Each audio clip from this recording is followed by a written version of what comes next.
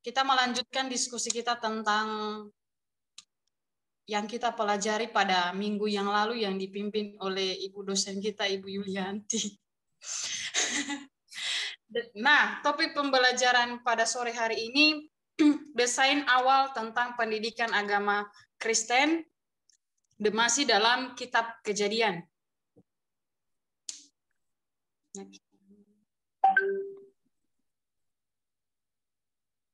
Nah, tujuan pendidikan Allah dalam Kejadian pasal 1 ayat 28 sampai 31,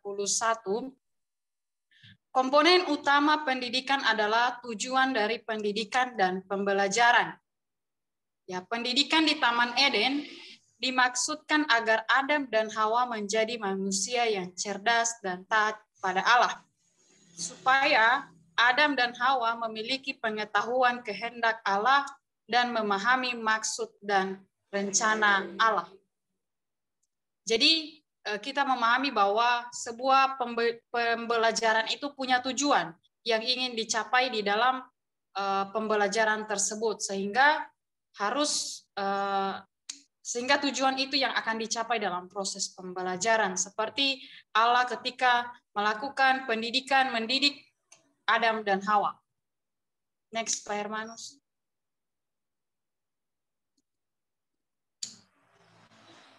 Selanjutnya, tujuannya adalah agar mereka memahami maksud Allah yang sempurna dan mampu menjaga dan menikmati berkat Tuhan. Kemudian agar mampu memelihara ciptaan Tuhan yang berada di laut, udara, dan binatang merayap di bumi. Kemudian secara aplikatif, Pak perlu menentukan maksud dan tujuan pembelajarannya. Model pendidikan Allah menjadi patron bagi pendidikan agama Kristen sepanjang masa. Ya, ini adalah tujuan pendidikan Allah. Mungkin ada hal yang bisa kita diskusikan dari hal ini. Kita diskusi saja ya.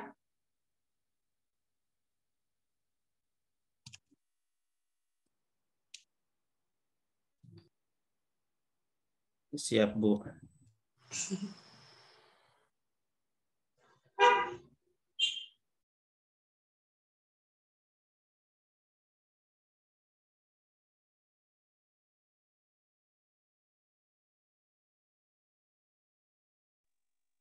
Shalom, Bu. Saya mau kita diskusikan yang di konteks Kejadian pasal 1 ayat 28 sampai 31 ini kan berbicara tentang bagaimana Allah memerintahkan manusia, khususnya Adam dan Hawa, untuk di ayat 28 bilang beranak cuculah dan bertambah banyaklah. Kenapa kiranya penggenapan ini terjadi atau Adam dan Hawa memiliki anak, memiliki keturunan ketika mereka sudah keluar dari Taman Eden, bukan pada saat mereka masih di Taman Eden.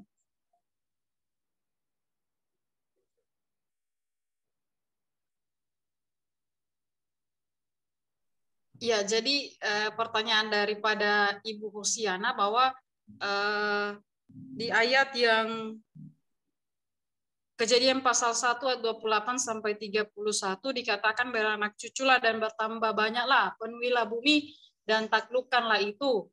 Lalu pertanyaannya, kenapa Adam dan Hawa itu mempunyai anak setelah mereka keluar dari Taman Eden? Ini menjadi bahan diskusi bersama.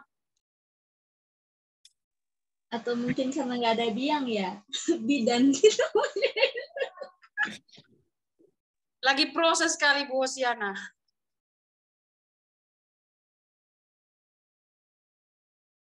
Proses apa, Bu? Ya, kalau kita lihat konteks ini kan di pertama itu kan manusia hanya berdua kan. Jadi ya Tuhan memberikan suatu perintah kepada Adam dan Hawa. Kenapa? Ya supaya bisa menguasai apa yang Tuhan katakan di sini kan, bahwa untuk memelihara ikan-ikan, berkuasa atas ikan-ikan, bahkan ternak-ternakan di udara maupun di laut gitu kan. Jadi Tuhan mau bahwa kita memiliki suatu tanggung jawab di sini. Jadi bukan berarti Tuhan tidak bisa langsung penuhi semuanya, tapi itu adalah proses yang Tuhan mau berikan kepada kita supaya di dalam apa ya bilangnya? Ya pokoknya di situ ada tanggung jawab kita sebagai manusia yang Tuhan kasih untuk memelihara apa yang Tuhan berikan itu. Misalnya ikan-ikan di laut, burung-burung udara, kan, tanaman-tanaman tumbuhan yang berbiji gitu kan. Jadi kita diperintahkan untuk menjaga, memelihara semuanya itu. Jadi gitu. Kalau anak cuculah dan penuai bumi, ya berarti itu kan itu proses ya, yang akan terjadi gitu. Jadi itu sih dulu. Nanti mungkin ada tambah. Ya itu proses memang. Tapi kenapa nggak terjadi di Taman Eden? Kenapa nggak terjadi di Taman Eden ya? Ya kenapa nggak terjadi di Taman Eden? Karena manusia telah jatuh dalam dosa. Iya, kalau manusia tidak jatuh dalam dosa berarti kan kita di sana. Toh? Karena kan kalau kita lihat dari memang manusia jatuh dalam dosa di pasal ketiga toh. Nah, kalau kita lihat kan seperti ya, itulah Tuhan yang luar biasa ya. Gitu. Kita nggak bisa bilang kenapa kenapa harus di luarnya Taman Eden, apa nggak di Taman Eden, itu kan kehendaknya Tuhan itu.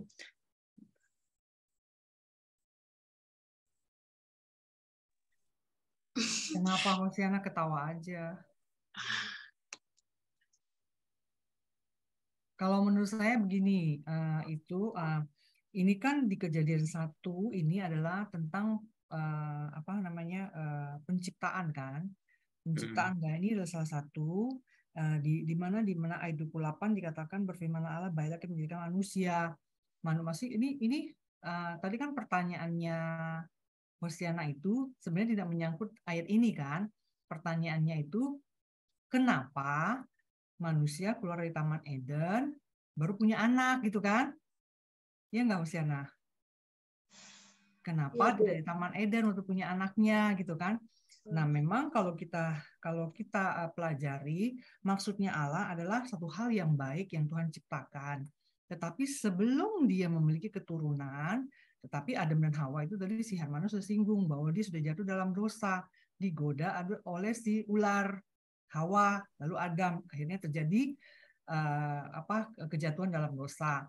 Bahkan dosanya itu Tuhan berkata bahwa engkau perempuan mendapatkan hukuman, ular berjalan akan merayap pemerangkak ya.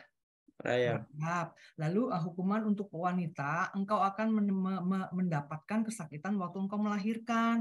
Lalu prianya itu engkau akan berletih lelah mencari nafkah untuk memenuhi kebutuhan rumah tangga. Nah, di situ mulai terjadi akhirnya waktu itu kan dia diusir dari Taman Eden karena sudah jatuh dalam dosa.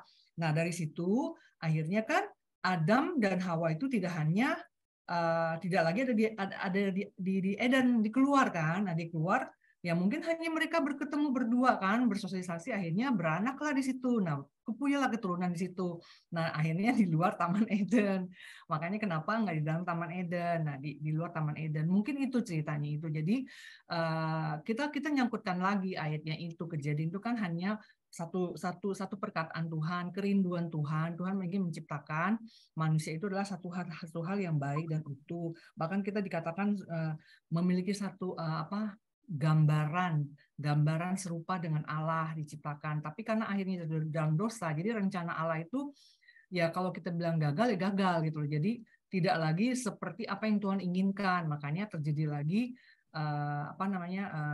ya itu terjadi ada ya akhirnya ada wanita yang melahirkan dengan sakit, kita pria harus mencari nafkah, dan ular jadi hukuman juga gitu. Jadi memang ini satu hal yang kita harus lihat ayat yang atasnya. Jadi jangan kita ambil sepotong-potong. Jadi kalau kita ambil sepotong-potong, jadi sepertinya itu tidak menyambung. Tapi kalau kita lihat ayat-ayat yang sebelumnya, maka inilah hal yang membuat kita tuh kita mengerti bahwa apa sih maksudnya Tuhan itu.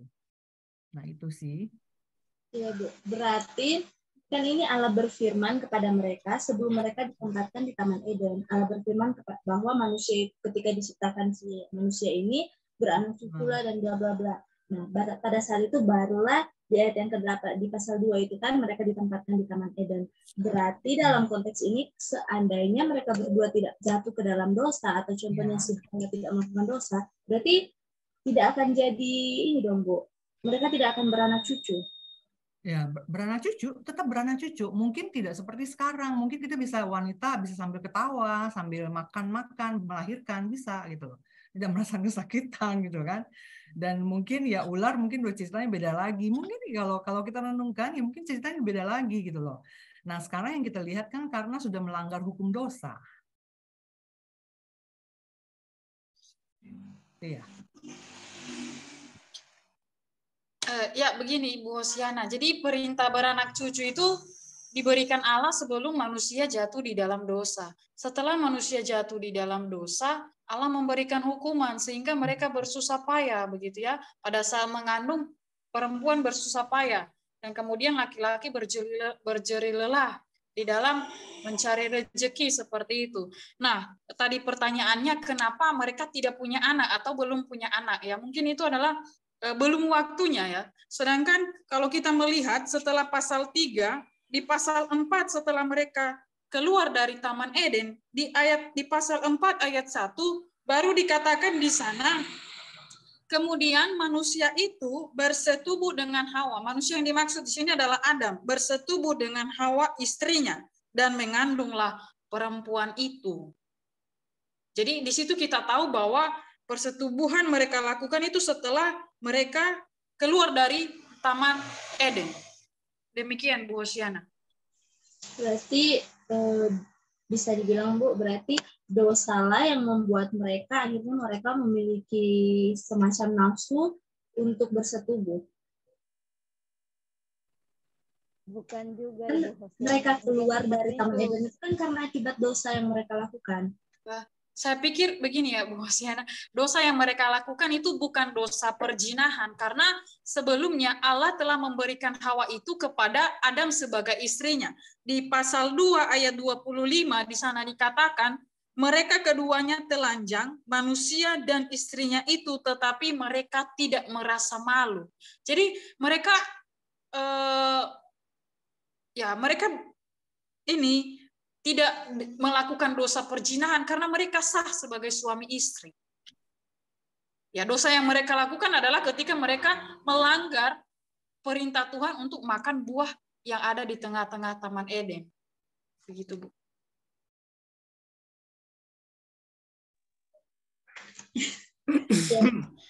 Saya ngerti yang di situ. Karena kan Tuhan bilang kan jangan kamu makan buah pohon pengetahuan bla bla bla, itu perintah Tuhan. Berarti dalam artian seolah-olah Adam dan Hawa ini nggak tahu apa-apa dong. Nanti setelah mata mereka terbuka akibat mereka memakan buah pohon itu, mereka diusir, nah barulah mereka bersetubuh. Berarti itu semua terjadi karena mereka sudah mengetahui dosa, sudah mengetahui mana yang baik, mana yang jahat. Istilahnya baru mereka melakukan itu, memenuhi apa yang Allah sampaikan di ayat yang ke-28. Enggak. Mereka kan Adam dan Hawa ini mereka udah mengetahui karena sebelumnya kan Tuhan udah bilang. Mengetahui. Kalau Adam dan Hawa tidak mengetahui, ya nggak mungkin kan. Jadi kalau kita lihat kan di sini Tuhan udah berfirman nih sama Adam dan Hawa, udah kasih tahu nih. Dikatakan Allah mana tadi? Allah memberkati mereka, lalu Allah berfirman kepada mereka, bercuculah dan bertambah banyak. Jadi kalau kita lihat di sini kan bukan berarti ketika mereka telah jatuh dalam dosa mereka tahu Apa tadi Osina? Apa? Yang terakhir tadi kalimatmu? Berzina, jadi dosa berzina. Bukan bersina, yang bilang bersina itu Ibu Werni. Kalau aku yang Nafsu katanya. mereka punya nafsu untuk bersetubuh sehingga memenuhi ayat yang ke-28, beranak cucu. Enggak lah, bukan karena mereka belum tahu apa-apa. Mereka Tapi punya apa yang catat, Kak?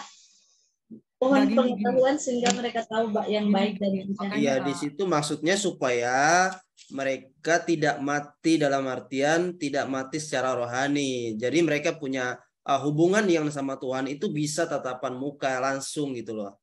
Berhadapan dengan Tuhan. Tapi ketika mereka jatuh dalam dosa, hubungan manusia dengan Allah terpisah, terputus. Gitu kan? Jadi ketika mereka jatuh dalam dosa itu, mereka dikeluarkan oleh Tuhan dari Taman Eden gitu kan. Nah, kalau masalah percinaan tadi, masalah hubungan nafsu itu bukan ketika mereka sudah jatuh dalam dosa. Kalau kita lihat kan itulah prosesnya Tuhan gitu, yang harus kita taati gitu. Di sini kan masih proses dalam penciptaan, di mana Adam dan Hawa juga diciptakan oleh Allah. Kalau di ayat 27 dikatakan, maka Allah menciptakan manusia itu menurut gambarnya, menurut gambar Allah diciptakannya dia, laki-laki dan perempuan diciptanyalah mereka. Baru di ayat 8-nya disuruh beranak cucu. Berarti sini kan masih awal ini. Itu. Jadi rancangan Allah di sini, tujuan Allah di sini ada gitu, supaya mereka beranak cucu. Kenapa Allah menciptakan manusia dan laki-laki dan perempuan gitu? Bukan berarti tidak ada tujuan atau bukan berarti nggak ada nafsu atau segala macam, tapi Tuhan udah punya rencana yang nggak dipikirkan oleh manusia gitu. Iya, Kak. Kakak bilang tadi kan masih proses penciptaan. Padahal di ayat ini sebelum masuk ke Taman Eden itu sudah diselesaikan penciptaan semua. Bukan lagi proses. Manusianya, manusia mana Semua tempat? penciptaan kan semua Sekarang berada bertanya, pasal tempat ini. mana duluan, manusianya atau tempatnya duluan Apanya? dalam penciptaan itu? Ini kan udah masuk, berarti Taman Eden itu udah masuk langit dan bumi. Tapi konteks kita yang saya pertanyakan ini, kan di ayat 1 ini, di pasal 1 ini Allah sudah selesai menciptakan semua bla bla bla sudah Tuhan ciptakan. Kemudian saat ditempatkan di Taman Eden, barulah setelah mereka berdua masuk ke dalam Taman Eden, ketika mereka melanggar apa yang Tuhan perintahkan kepada mereka untuk tidak memakan pohon pengetahuan. Oke. Lanjut. Terus? Jadi pertanyaan saya kan, kenapa mereka tidak beranak cucu atau istilahnya si Adam dan Hawa itu memiliki anak di dalam Taman Eden? Kenapa nanti di luar Taman Eden baru mereka memiliki anak? Nah, apakah di dalam hal itu terjadi karena mereka belum mengenal dosa? Iya, oke, baik. Jadi gini, kenapa mereka nggak beranak cucu di Taman Eden itu? Kan Tuhan udah bilang, tempat itu kan adalah tempat yang gimana ya? Kalau boleh dibilang tempat yang kudus kan. Kalau ini menurut ini menurut pandangan aku ya. Kakak bilang Tuhan yang bilang, berarti ada ayatnya dong. Bukan. Jadi kan di situ kan ada di taman itu ada pohon pengetahuan dan yang baik pada yang jahat. Jadi di situ kan semua tanaman apapun ada. Jadi di tengah-tengah itu Tuhan bilang jangan kau sentuh. Kalau kau sentuh, engkau akan mati. Ya. Kalau dibilang kenapa nggak beranak di situ, itu kehendaknya Tuhan. Iya, itu kehendaknya Tuhan. Kenapa nggak langsung mereka punya anak gitu? Kita kan nggak bisa bilang dengan persepsi kita harus punya anak di situ, tapi kan itulah rencana Tuhan gitu kan. Bukan berarti Tuhan tidak tahu ketika mereka makan itu harus jatuh dalam dosa, tapi karena Tuhan tahu bahwa manusia itu punya free will, kehendak bebas. Mereka mau taat sama perintahnya Tuhan atau tidak gitu. Maka ketika mereka melanggar, ada konsekuensi yang harus terima, ada hukuman. gitu. Berarti mereka tidak melahirkan diri atau tidak beranak cucu dalam Taman Eden itu juga hukuman bagi mereka. Iya dong. Masa itu hukuman, Kak? Begini, Hosiana, ayat 1 itu adalah belum mengenai dosa manusia, itu masih tentang penciptaan. Penciptaan hari ke-7 Tuhan Yesus menciptakan hari ke-6 ya, hari ke-6 Tuhan Yesus menciptakan manusia. Nah, manusia itu tujuannya apa? Tujuannya akan memenuhi bumi. Memenuhi buminya apa? Engkau akan beranak cucu. Nah, beranak cucu ini ayat 28 itu belum menyatakan bahwa manusia itu jatuh dalam dosa, belum. Ini hanya baru satu penyampaian, satu rencana yang daripada Tuhan yang menciptakan, engkau akan beranak cucu dan engkau akan penuhi bumi. Nah, pertanyaan tadi Hosiana, kenapa tidak di Taman Eden? Memang belum waktunya Tuhan. Belum waktunya Tuhan. Nah, kenapa dia keluar dari Taman Eden baru beranak cucu? Memang Tuhan sudah punya tujuan menciptakan manusia untuk memiliki keturunan, untuk memenuhi bumi. Memang dari awalnya sudah punya tujuan. Nah, pertanyaan Hosiana, kenapa tidak Taman Eden? Kalau memang dia tidak melakukan pelanggaran yang Tuhan perintahkan, memakan buah yang terlarang itu, maka akan terjadi bisa beranak cucu di Taman Eden. Ceritanya sudah beda, nggak seperti ini gitu loh. Nggak seperti sekarang ini lagi. Nah, kenapa? Ya, satu hal yang namanya orang birahi atau itu bukan satu dosa, tetapi kalau misalkan itu adalah satu hasrat yang Tuhan berikan kepada manusia antara laki-laki dan perempuan, tetapi itu harus dilakukan dengan hal yang kudus. Kudusnya apa? Ya harus memiliki suami istri yang sah gitu loh.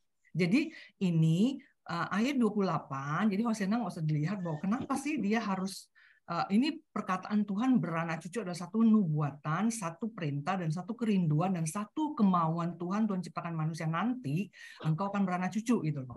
Nah itu jadi kita nggak usah lihat konteks membandingkan kenapa sih dia harus keluar dari Taman Eden, apakah dia nggak bisa di Taman harus keluar, kenapa harus dia nggak di Taman Eden. Nah itu ceritanya nanti kalau memang dia tidak jadi dalam dosa, dia bisa beranak cucu di Taman Eden gitu.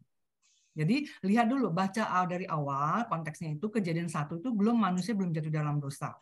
Tadi Werni udah ngomong itu di kejadian 3 manusia baru jatuh dalam dosa. Kenapa dia keluar dari Taman Eden dia beranak cucu? Itu memang sudah kerinduan Tuhan untuk dia beranak cucu gitu loh. Gitu ya.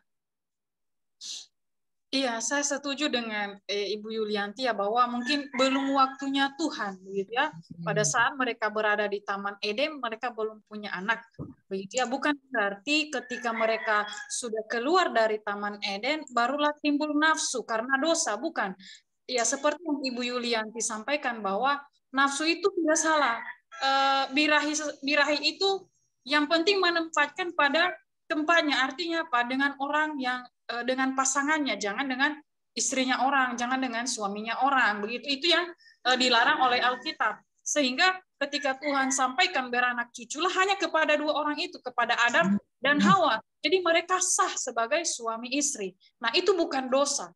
Nah, ketika mereka jatuh di dalam dosa itu karena ulah mereka ketika mereka mengikuti daripada rayuan si itu. Begitu Bu Hosiana. Demikian. Saya tambahan. Selamat sore Pak Melka. Iya, saya tambahan boleh? Boleh Pak, silahkan. Oke, terima kasih. Saya tambahan sedikit aja.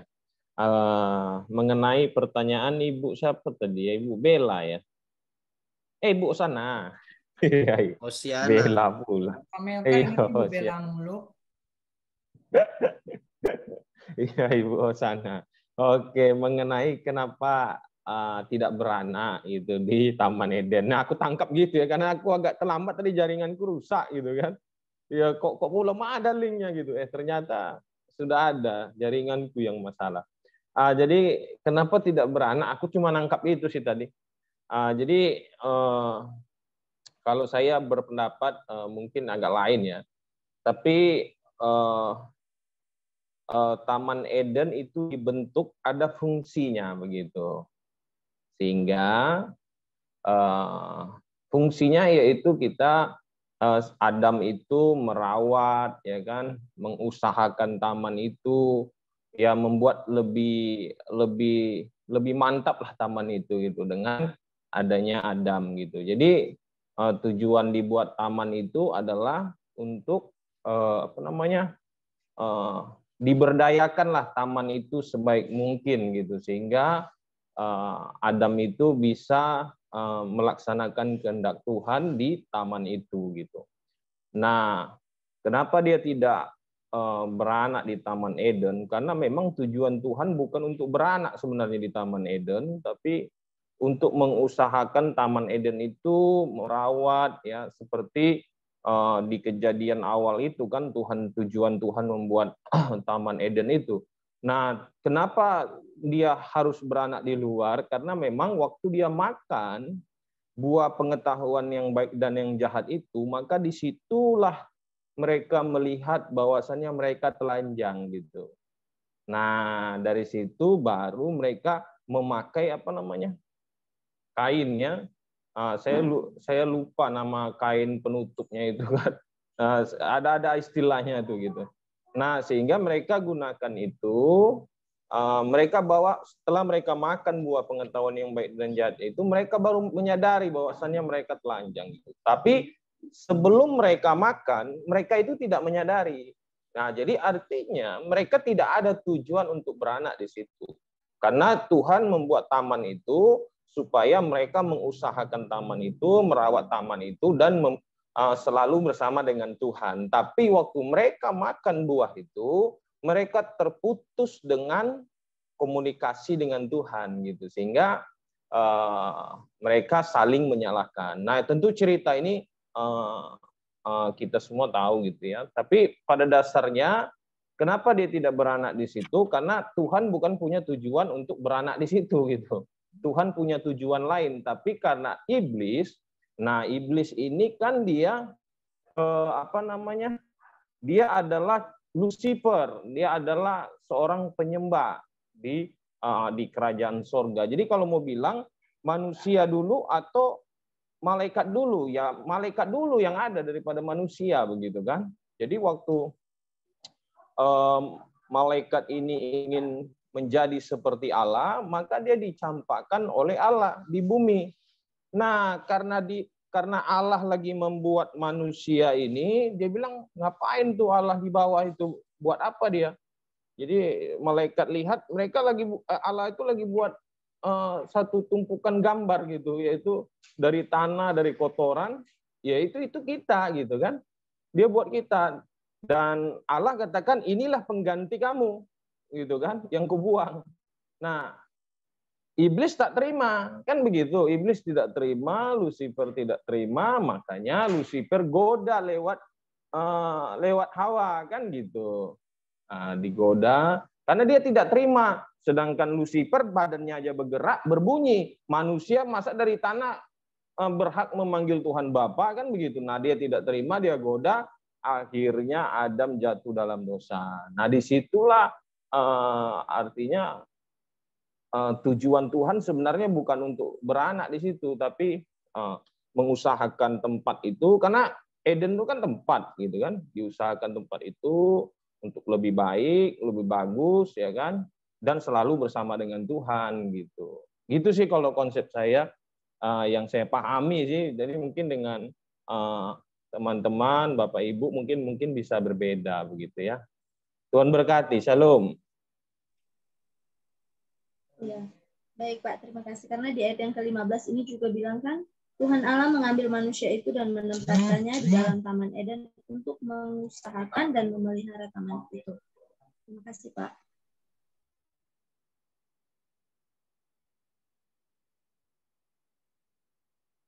Saya sudah mengerti Pak.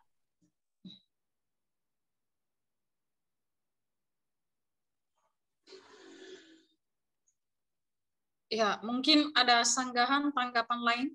Tidak ada? Yang dipertanyakan tadi kan kenapa apa dijelaskan? Kalau dijelaskan Pak Melka tadi kan sudah, Kak Hermanus aku udah ngerti pas dijelaskan Pak Melka. Iya, tapi mungkin nanti kita minta pendapat dari Pak dosen saja ya, karena kalau secara pribadi juga saya tidak setuju jikalau pendapat Pak Melka. Karena apa? Karena Allah memberikan perintah untuk beranak cucu dan bertambah banyak ya sebelum terjadinya dosa seperti itu. Jadi bisa saja itu perintah itu terjadi di dalam Taman Eden kecuali manusia tidak jatuh di dalam dosa seperti itu. Nah, itu bukan jadi tidak mungkin misalnya Adam dan Hawa diberikan perintah untuk beranak cucu, sedangkan mereka hanya untuk memelihara taman itu tanpa memenuhi ayat 28 untuk beranak cucu. Tapi mungkin nanti kita sampaikan saja kepada dosen supaya materi kita tetap berlanjut. Next, Pak Hermanus.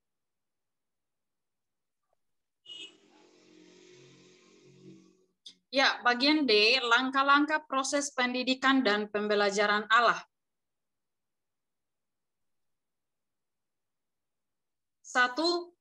Mempersiapkan peserta didik, Kejadian pasal 1 ayat 27. Komponen utama dalam pendidikan adalah peserta didik. Ya, peserta didik yang pertama adalah Adam dan Hawa. Ya, planning dan pertimbangan yang matang. Kemudian memahami apa yang harus dilakukan. Ya, yang kedua, Taman Eden sebagai tempat belajar. Kejadian pasal 2 ayat 10 sampai 14. Komponen kedua adalah pendidikan dan pengajaran adalah tempat. Ya, adanya tempat untuk dilakukan pembelajaran. Allah menentukan Taman Eden dan lokasinya di sebelah timur. Pendidikan harus memiliki tempat khusus yang nyaman dan menyediakan serta memperlengkapi sarana dan prasarana pembelajaran. Yang ketiga, Allah adalah pendidik bagi Adam dan Hawa. Kejadian pasal 1 sampai pasal 3. Perangkat penting dalam pendidikan adalah pendidik. Ya, pendidik adalah orang yang menguasai ilmu pendidikan dan mampu melakukan tugas secara baik dan profesional. Pendidik harus yang cerdas, pintar, dan terampil, serta mampu melakukan tugas secara inovatif dan kontinu atau berkelanjutan. Ya, Allah adalah pendidik yang sempurna, mapan dalam pengetahuan, menguasai materi, dan memiliki citra diri yang mantap menjadi patron bagi pendidikan agama Kristen. Ya. Selanjutnya, Allah mempersiapkan materi pelajaran pada Kejadian pasal 2. Allah adalah pendidik yang sempurna. Allah juga merancang materi pembelajaran dalam pendidikan dengan lengkap guna menjadikan bagi Adam dan Hawa menjadi orang benar. Ini adalah tujuan dari materi pembelajaran yang ada supaya Adam dan Hawa itu menjadi orang benar. Yang kedua, selanjutnya Allah menyediakan garis besar program pembelajaran atau GBPP dalam mengembangkan materi pembelajaran dengan sempurna kepada Adam dan Hawa sebagai peserta didik yang pertama. Kemudian, Allah mempersiapkan materi pembelajaran yang lengkap dan tersistematis, artinya tersusun. Adapun materi pembelajaran yang disediakan Allah bagi Adam dan Hawa antara lain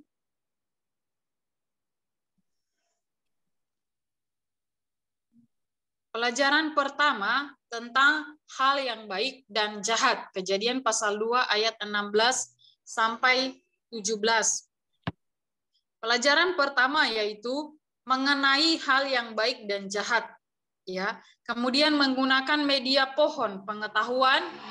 Yang selanjutnya Allah ingin supaya mereka mengetahui hal tersebut dengan benar. Dalam Kejadian pasal 2 ayat 16 sampai 17 dikatakan, lalu Tuhan Allah memberikan perintah itu kepada manusia. Semua pohon dalam taman ini boleh kau makan buahnya dengan bebas, tetapi pohon pengetahuan tentang yang baik dan yang jahat itu janganlah kau makan buahnya, sebab pada hari engkau memakannya pastilah engkau mati.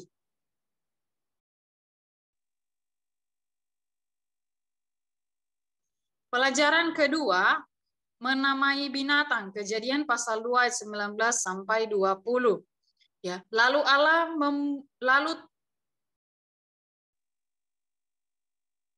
tunggu ya. Enggak kebaca Pak Herman. Ya, lalu Tuhan Allah membentuk, masih pelajaran 2. Ya, lalu Tuhan Allah membentuk dari tanah segala binatang hutan dan segala burung di udara.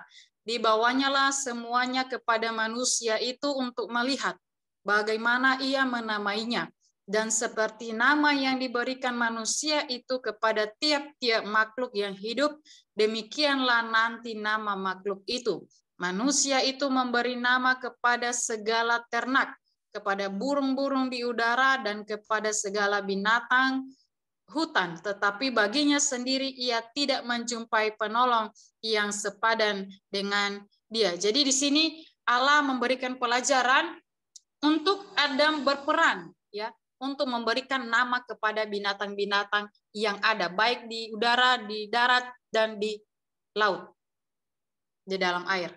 Ya, jadi pada pembelajaran 2 ini Adam mengikuti pelatihan kognitif atau pengetahuan afektif dan psikomotorik. Pelajaran yang ketiga, melihat teman yang sepadan. Kejadian pasal 20. Pelajaran ketiga adalah melihat kawan yang sama dengan dirinya. Ya, manusia itu memberi nama kepada segala ternak, kepada burung-burung di udara, dan kepada segala binatang hutan, tetapi baginya sendiri ia tidak menjumpai penolong yang sepadan dengan dia. Langkah awal adalah memperkenalkan segala makhluk yang ada. Ketika itu di Taman Eden, manusia harus bertambah banyak, dan caranya adalah bahwa Adam harus memiliki seorang istri. Namun di antara hewan itu tidak ditemukan seorang yang sepadan. Kemudian Allah menciptakan baginya seorang perempuan. Ini Pak.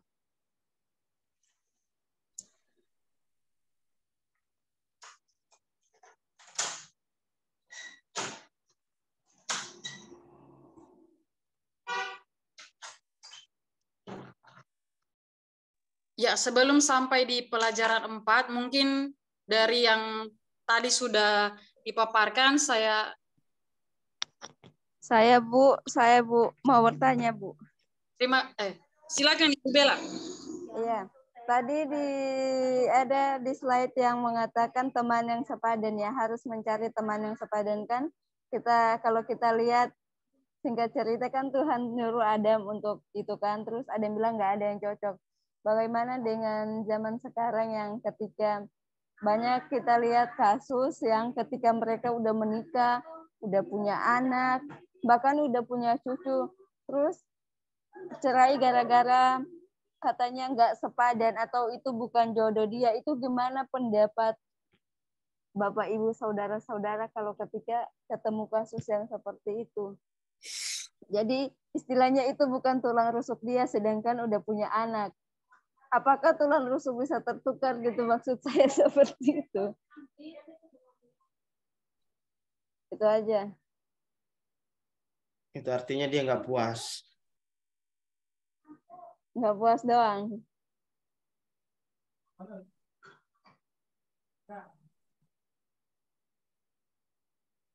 Mungkin ada tanggapan dari teman-teman yang lain. Dipersilahkan. Ya, kalau boleh itu karena ego masing-masing sih. Kenapa mereka bilang itu bukan jodohnya atau segala macam ya. Namanya udah menikah bukan berarti kalau udah dipersatukan di pemberkatan pernikahan kudus, bukan berarti gimana ya, bukan berarti itu bukan jodohnya atau bukan pasangan yang sepadan. Mungkin saja karena keegoan mereka ya yang saling mempertahankan, jadi tidak ada yang mau mengalah. Jadi terjadilah suatu perceraian gitu.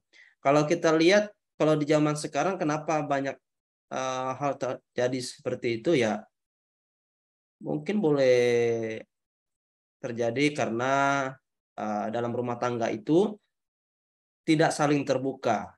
Itu sih kalau menurut aku. Tapi kalau dalam rumah tangga itu ada kasih Kristus, ya, ada cintanya Tuhan, ya, orang yang hidup dalam Tuhan nggak mungkin seperti itu. Tapi kalau kasih Kristus udah luntur gitu, udah tidak ada lagi dalam keluarga itu, ya, maka akan terjadilah suatu pertengkaran di rumah itu, suatu sehingga terjadilah perceraian dari antar keduanya. Jadi di situ mereka saling mempertahankan ego masing-masing, tidak ada yang mau mengalah. Dalam artian tidak ada yang mau memiliki hati yang damai dengan Tuhan gitu. Ya, mungkin menurut saya masalah bukan jodoh atau tidak jodohnya ketika sudah menikah, itu bukan hal lagi yang perlu dipertanyakan oleh orang yang sudah menikah. Karena apa yang sudah dipersatukan Tuhan di dalam sebuah pernikahan itu sudah sah menjadi satu, tidak lagi disebutkan satu, ya. Lalu kemudian itu mungkin adalah di kasus yang mungkin yang terjadi akhir-akhir ini, ya. Jadi sering terjadi perceraian bahwa tulang rusuk yang tertukar atau bukan jodoh, tapi ini pandangan masing-masing orang, ya, yang seharusnya. Suara saya jelas? Putus-putus, Bu. Putus-putus, Bu. Iya, ya. Mungkin yang lain dulu lah, dipersilahkan.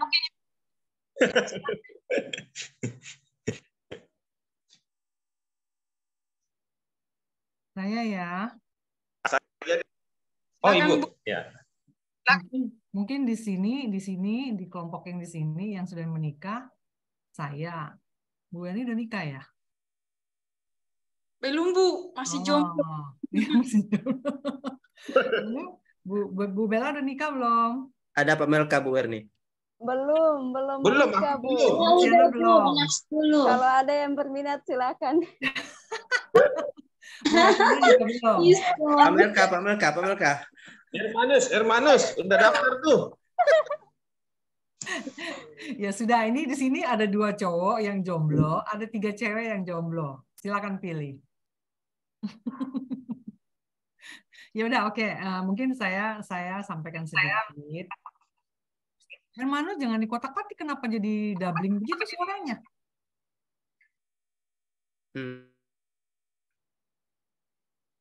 Oke, udah suara udah bagus. Ini ya, saya mau mengerti sepadan. Dikatakan gini, manusia itu diberi nama kepada segala ternak, kepada burung-burung di udara, dan kepada segala binatang hutan, tetapi baginya sendiri ia tidak menjumpai penolong yang sepadan dengan dia. Itu dalam Kejadian 2 ayat 20. Sepadan itu berarti seimbang, karena itu pertimbangkanlah kesesuaian antara diri Anda dan pasangan Anda. Allah menghendaki setiap orang Kristen mendapatkan pasangan yang seimbang dan sesuai di dalam kehidupannya. Kesesuaian adalah satu kunci untuk sebuah hubungan yang kuat. Kesesuaian tidak berarti sama persis, tetapi kesesuaian berarti berbeda, namun bisa saling melengkapi dan menerima. Kesesuaian ini meliputi bidang-bidang ekonomi, pokoknya yang sesuai gitu. Jadi kita manusia sendiri yang berusaha untuk menyesuaikan diri. Kalau kita mencari yang sepadan, sudah ketahuan kita aja berlawanan, jenis kelaminnya sudah berbeda, pasti punya karakter yang berbeda, punya prinsip kehidupan yang berbeda, itu sudah berbeda. Tapi arti sepadannya itu satu kesesuaian yang kita harus menyesuaikan satu dengan yang lain. Jadi kalau kita sudah disatukan sama Tuhan, biasanya orang kalau sudah menikah itu ada namanya acara konseling.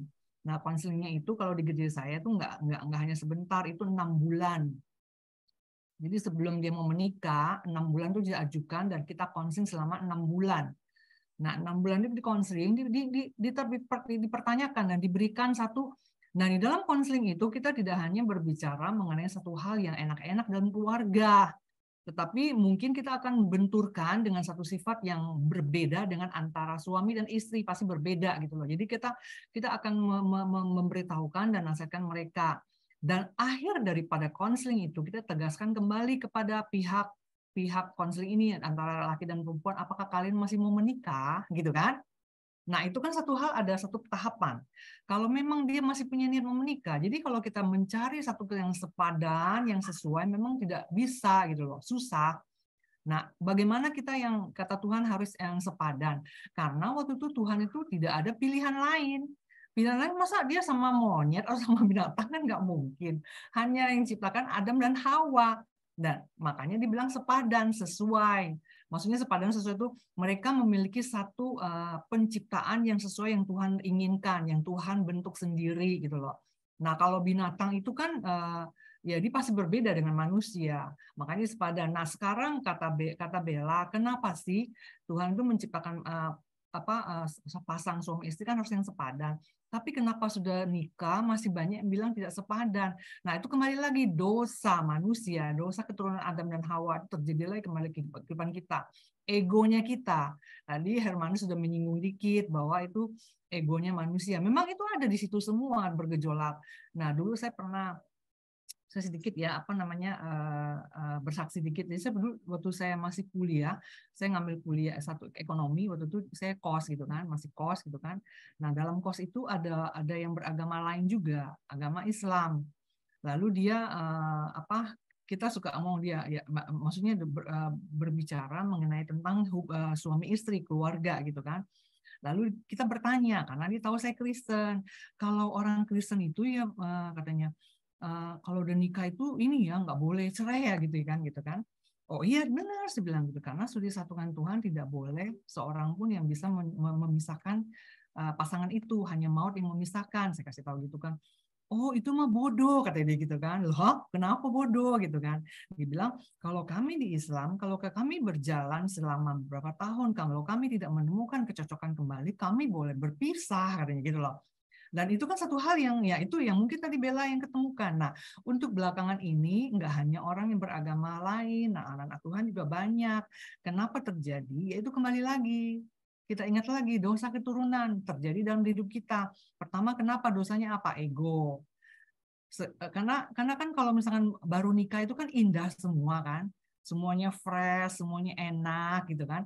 Tapi kalau sudah 2 tahun, 3 tahun masih enak, 4 tahun masih enak. Setelah punya anak sudah mulai 6 tahun, 7 tahun, 12 tahun. Nah itu sudah mulai tuh kelihatan, katanya kelihatan aslinya. Sebenarnya kalau aslinya kita tuh seperti serupa dengan Tuhan Yesus loh gitu loh. Kalau kita jelekin sebenarnya bukan aslinya, itu palsunya, itu si iblis gitu loh.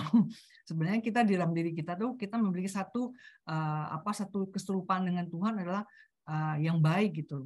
Nah, akhirnya timbul kecekcokan, mungkin terjadi hal keegoisan manusia, yang satu mungkin cari lagi yang selingkuh, cari yang baru lah katanya gitu kan. Nah, di situ terjadi. Makanya kita jangan shock ketika melihat anak-anak Tuhan juga banyak yang bercerai. Nah, itu seperti itu karena di dalam pertumbuhan kerohaniannya itu dia belum masih memahami kehendak Tuhan dalam hidupnya untuk berkeluarga gitu. Nah, saya doakan Bella nanti ketika dapat pasangan, engkau harus tetap sampai akhir maut yang memisahkan sampai kakek nenek gitu. Nah, itu mungkin yang bisa saya sampaikan. Saya. Bella. Boleh, Meka. Oke, saya atau Pak Hermanus dulu. Oke, saya sedikit aja. Ini kita udah nggak heran lagi ya kenapa ini terjadi. Sebelum zaman sekarang pun pada saat kejadian pun itu sudah terjadi di mana Sodom dan Gomora. Kenapa bisa terjadi? Itu kan karena di sana juga seperti itu. Mungkin ada di situ juga terjadi gitu. Kalau kehidupan sekarang itu hanya mengulang kembali apa yang sudah terjadi, pernah terjadi gitu. Itu aja sih. Oke. Berarti saya lagi nih ya. Oke, siap. Nah, ini cuma tambahan aja karena Bella yang bertanya, jadi aku pengen jawab juga gitu kan. Iya. Iya, jadi tadi yang aku tangkap dari pertanyaan Bella, karena jaringanku ini putus-putus ya, masuk sebentar, keluar lagi gitu kan. Nah, yang aku tangkap tadi, kan Tuhan ciptakan kita sepadan nih, ya kan? Dan kenapa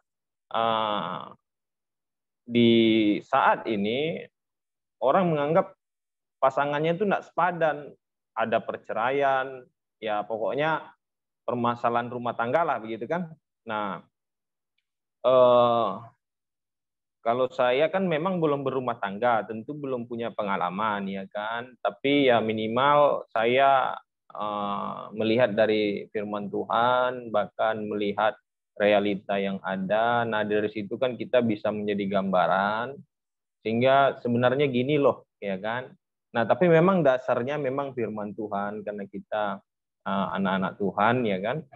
Nah kalau saya setuju dengan Ibu Yulianti. Kalau Tuhan membentuk kita yang sepadan, artinya kita ini tidak sama binatang gitu. Jadi waktu Adam mencari yang sepadan tidak nemu, maka ditidurkanlah si Adam ini sehingga dari tulang rusuknya dibuat kita sepadan. Sehingga mereka bisa bersama-sama karena sepadan kan. Kalau nggak sepadan, contohnya kita dengan dengan Honda ya kan, atau dengan mobil itu nggak sepadan karena dia benda mati, kita benda hidup gitu ya, itu sangat nggak sepadan gitu. Karena kita dengan dengan monyet ya nggak sepadan dong, dia binatang, kita manusia. Nah Tuhan sudah buat kita sepadan. Dan kenapa di era sekarang ini kawin cerai dan dibilang ini bukan tulang rusuknya dia. Saya kembali lagi begini konsepnya ya. Kita ini laki-laki dan perempuan adalah dua makhluk yang berbeda tapi sejenis. Makanya disebut lawan jenis. Lawan tapi berjenis yang sama. Nah, sesuatu yang namanya lawan tidak akan pernah akur kalau tidak punya firman Tuhan di dalam hidupnya gitu. Atau tidak punya kasih ya. Jadi itu sangat susah karena sesuatu yang berlawanan akan bisa berjalan dengan seiring waktu kalau ada salah satu mengalah. Dan ada firman Tuhan, maka itu akan bisa berjalan dengan bersamaan. Karena memang kita adalah laki-laki dan perempuan adalah makhluk yang sejenis, sepadan gitu ya. Makanya Megawati atau siapa itu ya, presiden, mantan presiden kita, bahwa laki-laki dan perempuan itu sama gitu. Ya memang sama gitu. Jadi kalau saya bilang laki-laki lebih, saya kurang setuju walaupun saya laki-laki gitu. Karena sepadan, kita sama gitu. Tidak ada yang berbeda. Kita sama-sama manusia, cuma lawan berbeda gitu. Dalam rambutnya, dalam postur tubuhnya, tapi sama. Gitu. Kulitnya sama. Nah, saya sependapat dengan mantan presiden kita, bahwasanya kita ini perempuan tuh punya hak yang sama, benar gitu. Karena kita sejenis gitu. Cuma berbeda cara fungsinya. Nah, tentu perempuan punya fungsi sendiri, pria punya fungsi sendiri. Nah, itu yang berlawanan. Nah, untuk mempersatukan ini tidak ada cara lain, yaitu dengan kalau kita lah anak Tuhan ini, kita dengan firman Tuhan. Karena memang tidak akan pernah sama gitu pemikirannya. Nanti si cowok begini, si cewek begini. Karena berbeda, memang lawan jenis gitu. Nah, bagaimana bisa sama?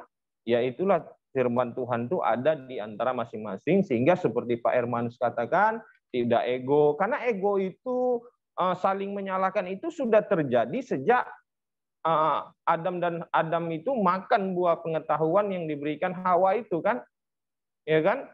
Nah setelah ketahuan sama Allah, Adam bilang itulah perempuan yang kau taruh ke aku. Nah di situ kan sudah nampak bahwasannya mereka memang berlawanan, begitu. Tapi mereka sejenis. Nah itu pula kan gitu. Nah karena yang sepadan gitu kan. Jadi saya mengambil kesimpulan bahwasannya siapapun ini pria di zaman sekarang, siapapun wanitanya, tidak ada yang sempurna. Begitu, tidak ada. Tidak ada. Kesempurnaan itu hanya milik Tuhan, dan kalau itu ada dalam hidup kita, maka pilihan kita waktu pranikah atau pacaran, maka kita akan bisa melihat oh si Anu begini ya kan, ya udahlah aku terimalah gitu kan. Ah ya udah terima, berdoa terima, dipersatukan, ya yakin dan percaya berjalan dengan baik. Mungkin itu sih pandangan dari saya. Tuhan Yesus memberkati. Shalom. Saya mau kasih sedikit, Pak. Ya, silakan Bu Hosiana. Mengenai perceraian yang terjadi di zaman sekarang, saya menanggapi begini, saya setuju dengan yang dibilang Bapak Melka dan juga Ibu Yulianti tadi. Karena kalau berbicara tentang sepadan, itu di sepengetahuan saya itu menyangkut 3 hal. Sepadan yang dimaksud itu sama-sama manusia. Karena kalau kita lihat manusia zaman sekarang itu di luar negeri, mereka pun ada mau nikah sama jembatan. Saking dia mengagumi jembatan itu begitu megah, mau nikah. Sama burung mau nikah. Jadi pertama kita harus mengerti sepadan itu berarti sama-sama manusia. Kemudian sepadan yang kedua itu berarti laki-laki dan perempuan, bukan perempuan dengan perempuan atau laki-laki dengan laki-laki. Kan sekarang udah di mungkin meskipun belum sah pernikahan di Indonesia, tapi sudah ada teman-teman saya banyak yang seperti itu. Mereka pacaran dengan sesama jenis. Teman saya cewek pacaran dengan cewek, teman saya cowok pacaran dengan cowok. Kemudian sepadan yang saya pahami yang ketiga adalah sepadan dalam artian satu iman. Iman kita sama kepada Yesus Kristus. Nah, faktor perceraian mungkin ada beberapa ya.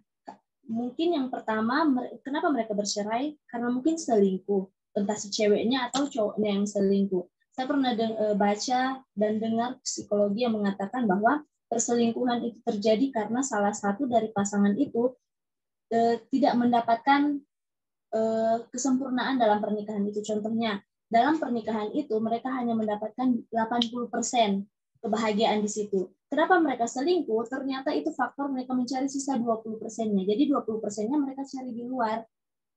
Dalam artian begitu, berarti mereka meninggalkan yang banyak ini, yang 80% ini demi sisanya kurangnya 20% ini. Jadi mereka cari sehingga mereka selingkuh.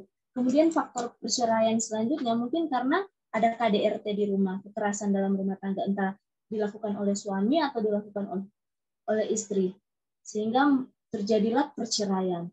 Karena orang yang bertahan dalam pernikahan itu, meskipun orang yang sudah salah satu dari pasangan mereka KDRT atau salah satu dari pasangan mereka selingkuh, itu yang bertahan hanya orang-orang yang benar-benar hidup dalam Kristus. Seperti yang sudah disebut tadi, memiliki kasih Kristus. Seperti pelajaran kita kemarin di mata kuliah Bapak siapa itu? Ya, Bapak Timothy ya.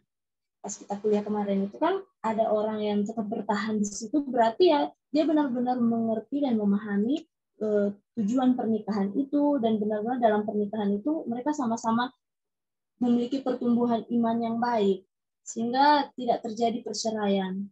Dibilang kan kalau iman kita dibangun di atas batu tetap kokoh, tapi kalau dibangun di atas pasir, angin sedikit, hujan sedikit pasti runtuh. Saya kira seperti itu. Terima kasih. Saya sedikit lagi menambahkan nih.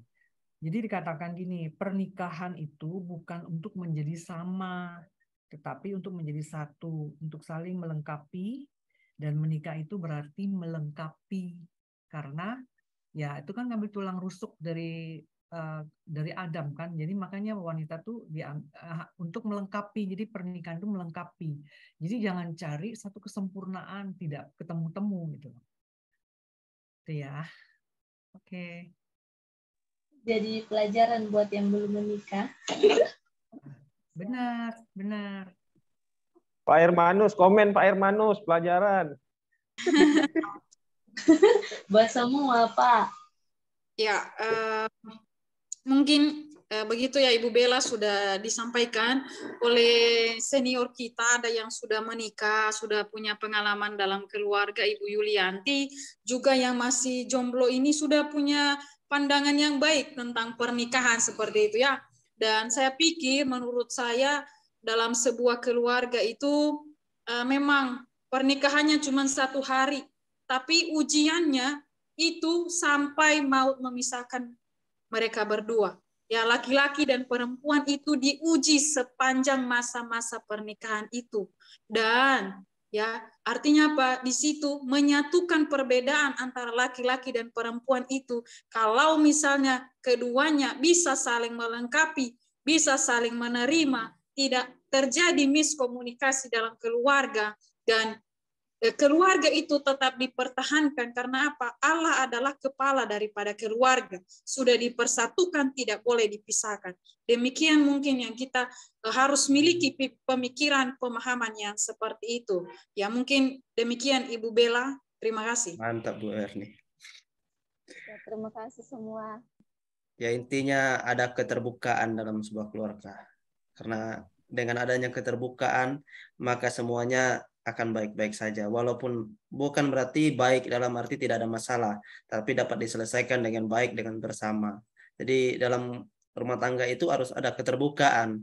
Jangan ditutup-tutupi. Kalau punya masalah sering, punya masalah harus seringkan supaya di dalam rumah tangga itu bisa terjalinnya hubungan yang makin harmonis gitu. Itu aja sih.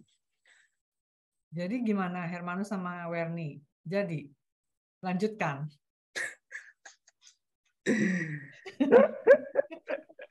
Oke deh bercanda. Terus kan Aku datang Pak Hermanus. Aku datang nanti kalau diundang, pasti itu. Ayo lanjutkan yuk. Kita lanjut materi ya. Mungkin ada pertanyaan lain? Ada Bu Berlianti. Sebenarnya presentasi ini aku dengan Ibu kan? Enggak? Iya, mungkin Pak Melka nanti bisa lanjut presentasi. Memaparkan materi. Nah, maksudnya kita satu kelompok kan atau bagaimana ya? Ya, jadi minggu yang lalu itu saya yang memaparkan materi, kemudian Pak Melka yang sharing materinya. Tapi karena tadi terlambat, jadi minta tolong di Pak Hermanus. Oh gitu. Jadi saya membantu apalah ya, menjawab gitu ya. Ya udah ikut materi ini aja deh. Lanjut kita ya. Oh iya.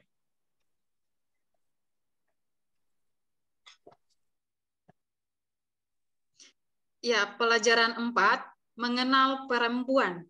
Kejadian pasal 2 ayat 22 sampai 23. Dan dari rusuk manusia itu dibangunnyalah seorang perempuan, lalu dibawanya kepada manusia itu. Lalu berkatalah manusia itu, inilah dia, tulang dari tulangku dan daging dari dagingku. Ia akan dinamai perempuan, sebab ia diambil dari laki-laki. Kejadian pasal 2 ayat 22 sampai 23, Allah mengajarkan bahwa pernikahan itu adalah monogami dan harus menikah antara laki-laki dan perempuan. Sepadan, seperti tadi yang sudah disampaikan oleh Ibu Hosiana, harus antara laki-laki dan perempuan, dan ini monogami, artinya hanya satu suami dan satu istri, ya, bukan poligami begitu ya, dan berbeda jenis kelaminnya. Ia juga harus paham dari mana asal usul perempuan yang menjadi istrinya. Pelajaran 5 tentang pernikahan, Kejadian pasal 2 ayat 24 sampai 25. Ya, mengenai pernikahan, Allah mengajarkan tentang kedudukan laki-laki dan wanita setelah menjadi suami istri. Sebab itu, seorang laki-laki akan meninggalkan ayahnya dan ibunya dan bersatu dengan istrinya, sehingga keduanya menjadi satu daging. Mereka keduanya telanjang, manusia dan istrinya itu, tetapi mereka tidak merasa malu. Next. Nah, sebelum masuk di metode mengajar, tadi kita sudah mungkin ada hal yang didiskusikan.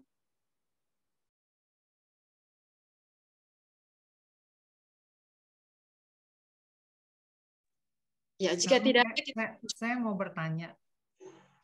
Silakan Bu.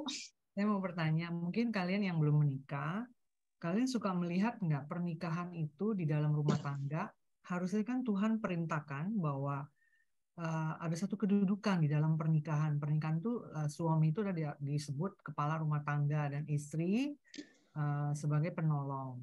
Tetapi kejadian yang ada yang kita lihat selama ini, banyak sekarang perempuan yang lebih berkuasa dari laki-laki. Itu disebabkan apa? Tahu nggak kalian? Suami takut istri, Bu. Itu masih netral ya. Saya jawab, Bu. Iya, silakan. Oke, terima kasih atas kesempatannya. Memang benar ya, di era sekarang ini saya lihat juga gitu. Tapi tidak semua ya, hampir lah ya. Rata-rata tuh walaupun dia badannya berotot, suaminya ya kan, garang, tapi ternyata datang istrinya takut dia kan. Nah begitu. Dan yang berkuasa di rumah istri gitu. Ada suami pulang udah ketakutan dia mau masuk rumah begitu karena takut sama istrinya gitu. Nah, memang fenomena gitu ya. Apakah firman bilang yang awal akan jadi yang akhir akan jadi yang awal, tapi pada dasarnya kenapa hal ini bisa terjadi? Mungkin kalau saya sih berpikir bahwasanya mengenai fungsi seorang pria kan. Karena kalau di dalam kita kekristenan, Alkitab mengajarkan bahwasannya pria itulah pemimpin gitu kan, dan wanita penolong gitu. Dan bukan hanya sebagai pemimpin pria, tapi juga mengasihi. Nah, terkadang memang fungsi pria ini dikerjakan oleh wanita gitu, dan fungsi wanita dikerjakan oleh pria. Dan terkadang kalau dulu yang ngasuh anak-anak istrinya ibu-ibu, kalau sekarang beda, ibunya yang kerja, bapaknya yang ngasuh anak gitu. Nah, memang ada satu hal yang membuat mereka kurang memahami fungsi mereka sebagai seorang suami dan fungsi sebagai seorang istri. Dan terkadang ada yang memahami, tapi karena egoisan, karena dia merasa saya lebih dominan untuk menjadi pemimpin walaupun saya istri, dan itu bisa jadi salah satu faktor gitu ya.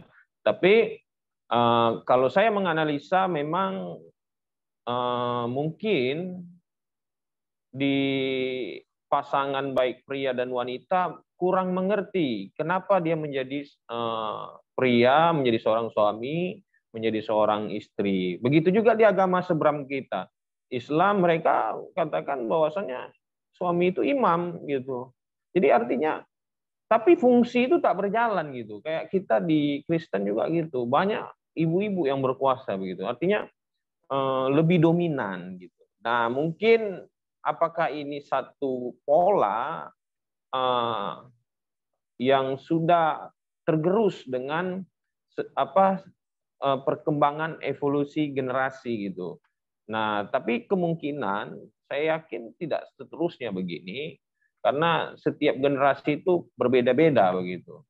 Nah, saya mengambil kesimpulan begini ya, artinya pemahaman dalam hal sebagai suami dan sebagai istri mungkin yang seperti Ibu Yulianti katakan dalam hal pembekalan pranikah itulah gitu. Harusnya mereka itu pranikah itu jangan langsung 2 hari, langsung 3 hari, langsung nikah.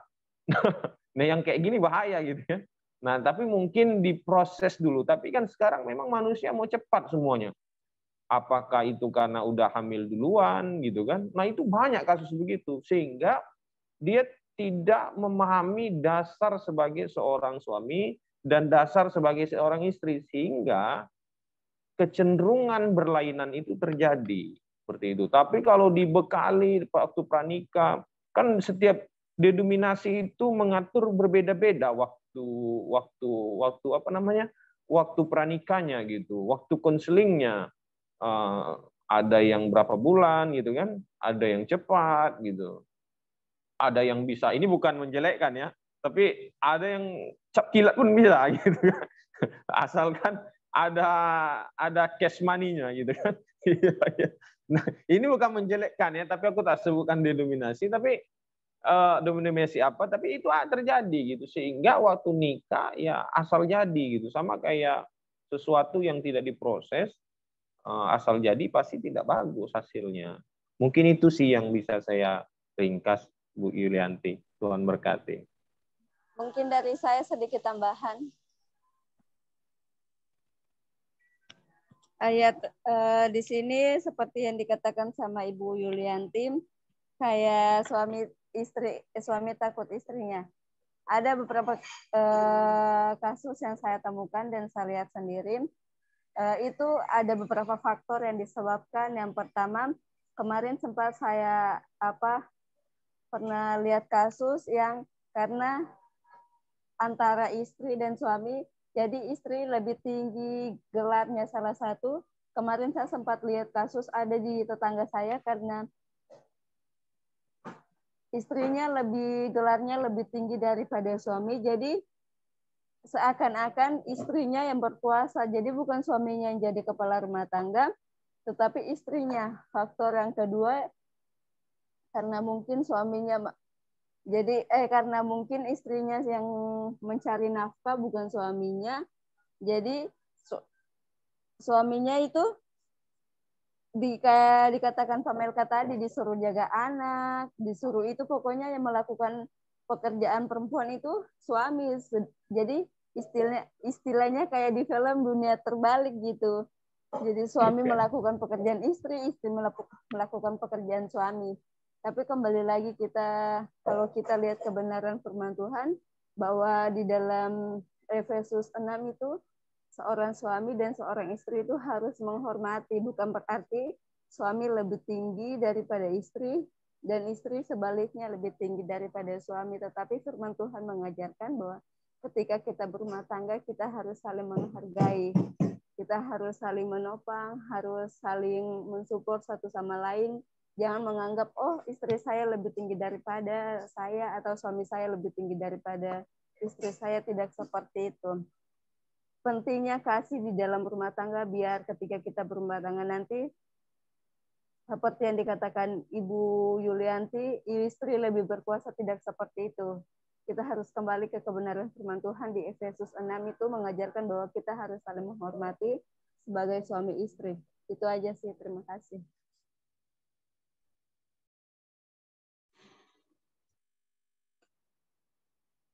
Sepertinya sudah pada matang nih, harus dinikahin nih semuanya. Pak Hermanus komen. Bagaimana, Pak? Oke, baik. Memang kejadiannya seperti itu. Jadi kembali lagi, memang kalau saya renungkan itu semua karena pada mulanya adalah kasus yaitu dosa itu ya. Jadi karena gini, kalau misalkan nggak mesti misalkan suaminya gelarnya lebih bawah daripada istri bisa semena-mena, nggak bisa juga. Harusnya kalau kembali lagi ke keluarga, memang kalau untuk saya berbicara hal yang seperti ini memang kita seru sih ya, tapi saya harus bisa ngomong sama orangnya memang sudah dewasa yang sudah nikah. Kalau saya ngomong yang sama kalian ini ya agak mengerikan juga gitu loh, belum waktunya gitu, nanti kalian tahu sendiri deh gitu kan, kenapa sih suami itu lebih takut sama istri gitu kan. Suami itu istri itu lebih kuat gitu kan. Banyak hal yang saya bisa lihat. Contoh, saya punya teman, ya teman suami juga gitu kan. Dia punya perusahaan gede, terus badannya gede nih si suami ini. Dia kalau ngemarahin anak buahnya itu udah kayak tentara, kayak si Sambo gitu kan. Langsung tendang-tendang gitu kan. Pas giliran istrinya kuduk-kuduk datang gitu dari rumah bawain apa nggak tahu mau ke kantornya, langsung diem seperti kayak orang ini, kita bingung gitu loh. Nah jadi memang ya kembali lagi memang suami itu harus memiliki satu hati yang takut Tuhan. Kalau dia takut Tuhan maka dia ngerti. Istri juga sama, jadi makanya benar Pak Melka bilang itu memang harus yang pranikah itu harus diikutin. Jadi jangan sampai kalian tuh nikah tiba-tiba 2 hari kemudian langsung diajak nikah langsung nikah gitu loh. nggak ada namanya apa namanya konseling itu. Nah, memang konseling itu perlu banget gitu. Jadi pendalaman di situ, pemahaman supaya saling mengerti. Nah, itu kalau kalau saya pikirkan memang itu adalah satu hal akibat dosa manusia. Itu aja.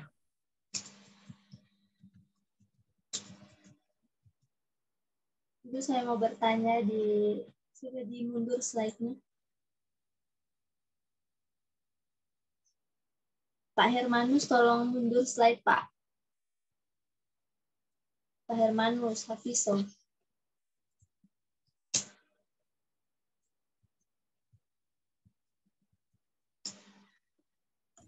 Slide berapa? Oh iya, di situ, stop. Itu kan yang pelajaran terus. Bentar dulu. Di ayat 24. Sebab itu seorang laki-laki akan meninggalkan ayahnya dan ibunya dan bersatu dengan istrinya sehingga keduanya menjadi satu daging. Nah, apakah kalimat dari ayat 24 ini ada makna teologisnya atau hanya seperti ini adanya? Saat menikah, laki-laki akan pindah rumah, meninggalkan ayah dan ibunya. Karena sekarang kan kadang perempuan yang seperti itu. Kadang perempuan yang meninggalkan ayahnya dan ibunya dan tinggal di rumah laki-laki bersama mama mertua dan papa mantunya. Atau apakah ada makna teologis dari ayat 24 ini?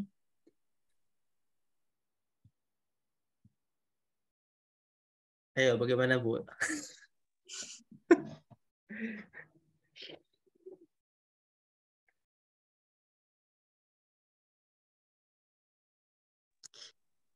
Bu Marlianti mungkin?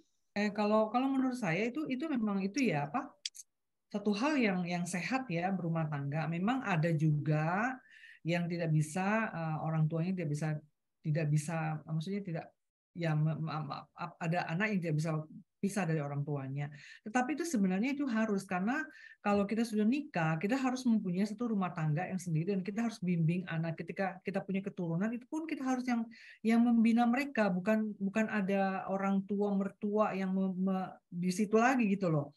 Karena gini, kalau ketika kita punya anak, yang penting punya anak. Kalau waktu punya anak ya, itu kalau ada si opung, ada si om, ada siapa yang mengajar dia, itu akan memiliki satu sifat yang agak sepertinya ya campur-campur gitu loh. Kalau bukan dari orang tua sendiri yang mendidik. Jadi memang itu penting karena memang rumah tangga yang sehat itu adalah ketika kita mau nikah itu harus keluar.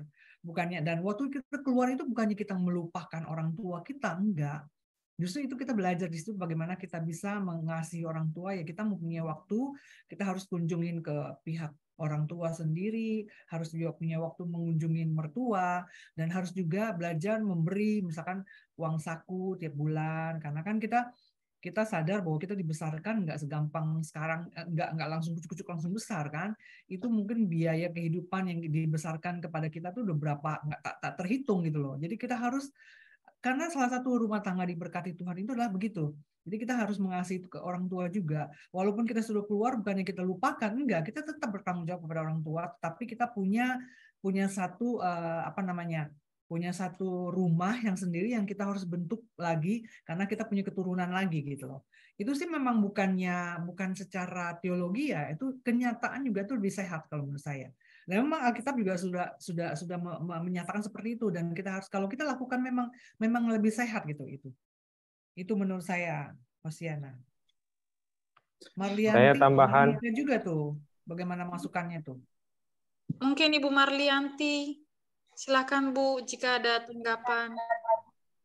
Juga sebaiknya kalau udah menikah jangan tinggal sama orang tua kalau bisa seperti itu. Tapi seperti kami di orang Batak, kalau anak terakhir itu kalau bisa dia tinggal sama orang tuanya seperti itu. Apalagi kalau orang tuanya hanya tinggal ayah atau ibunya seperti itu. Jadi anak laki-laki itu akan bawa istrinya dan tinggal sama orang tuanya karena kalau dia ada Batak seperti itu.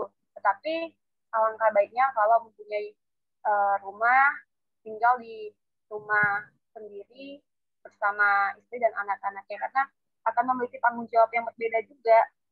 Karena kalau tinggal di rumah orang tua tinggal di rumah orang tua jadi nggak akan memikirkan untuk membangun rumah dan tidak akan memikirkan, ya bisa jadi anak laki-lakinya akan lebih manja seperti itu. Jadi tidak memiliki, mungkin akan kurang tanggung jawabnya untuk mencari nafkah juga, kan masih tinggal di tempat orang tua gitu. Jadi makanya mungkin masih orang tuanya yang tanggung jawab seperti itu. Jadi dan untuk jika ada terjadi problem, orang tua juga bisa ikut campur. Jadi si laki-laki ini bingung, terkadang menikah antara dengan orang tuanya atau istrinya akan terjadi problem. Jadi sebaiknya kita seperti yang dikatakan firman Tuhan, akan meninggalkan ayah dan ibunya dan tinggal bersama istrinya. Oke, aku nambahkan dikit ya, dikit aja. Ya, kalau kita lihat dari teks ini bahwa dikatakan sebab itu seorang laki-laki akan meninggalkan ayah dan ibunya dan bersatu dengan istrinya sehingga keduanya menjadi satu daging. Ya, di sini bahwa di dalam suatu pernikahan ya, harus kalau dilihat dikaitkan dengan Markus 10 ayat 7 sampai 9 itu bahwa pernikahan itu tidak dapat dipisahkan ya oleh apapun ya. Jadi pernikahan harus tidak dapat dipisahkan selamanya. Bersatu berarti melekatkan diri pada istrinya. Jadi kata untuk istri adalah dalam bentuk tunggal. Ya. Jadi tidak dua, jadi bentuk tunggal. Laki-laki yang lebih kuat adalah pihak yang harus melekatkan diri. Istri akan terletak manakala sang suami menggunakan kuasa yang penuh kasih sebagaimana dilukiskan dalam teks ini. Kasih itu kuat dan bertahan lama. Apa yang telah dipersatukan Allah tidak boleh diceraikan manusia. Pernyataan ini memang kuno namun benar-benar merupakan sabda Allah, firman Tuhan bagi setiap orang dewasa untuk selama-lamanya. Jadi di sini bersatu itu berarti bukan kenapa harus berpisah dari orang tuanya, kenapa kebanyakan laki-laki tinggal di rumah orang tuanya, ya kan tidak semuanya seperti itu. Kalau anak terakhir pasti di rumah orang tuanya, ya. Kalau kami juga seperti itu, seperti yang Bu Melenti bilang tadi. Tapi di sini kan bahwa di mana kalau di dalam pernikahan itu kan tidak kalau belum kita punya rumah, masa iya langsung kita ini kan, ya setidaknya dalam meninggalkan ayah dan ibunya ya pasti gitu, karena ini firman Tuhan. Kalau dikaitkan dengan sekarang kenapa banyak tinggal di rumah orang tuanya, ya tanyakan sama pribadi orang tua sendiri gitu. Saya tambahan, kan memang kita punya rumah, tapi kita kan bisa menyewa, mengkontrak, apalagi zaman sekarang ini kan ada tuh seperti perumahan DPR, kan kita bisa mengambil seperti itu gitu.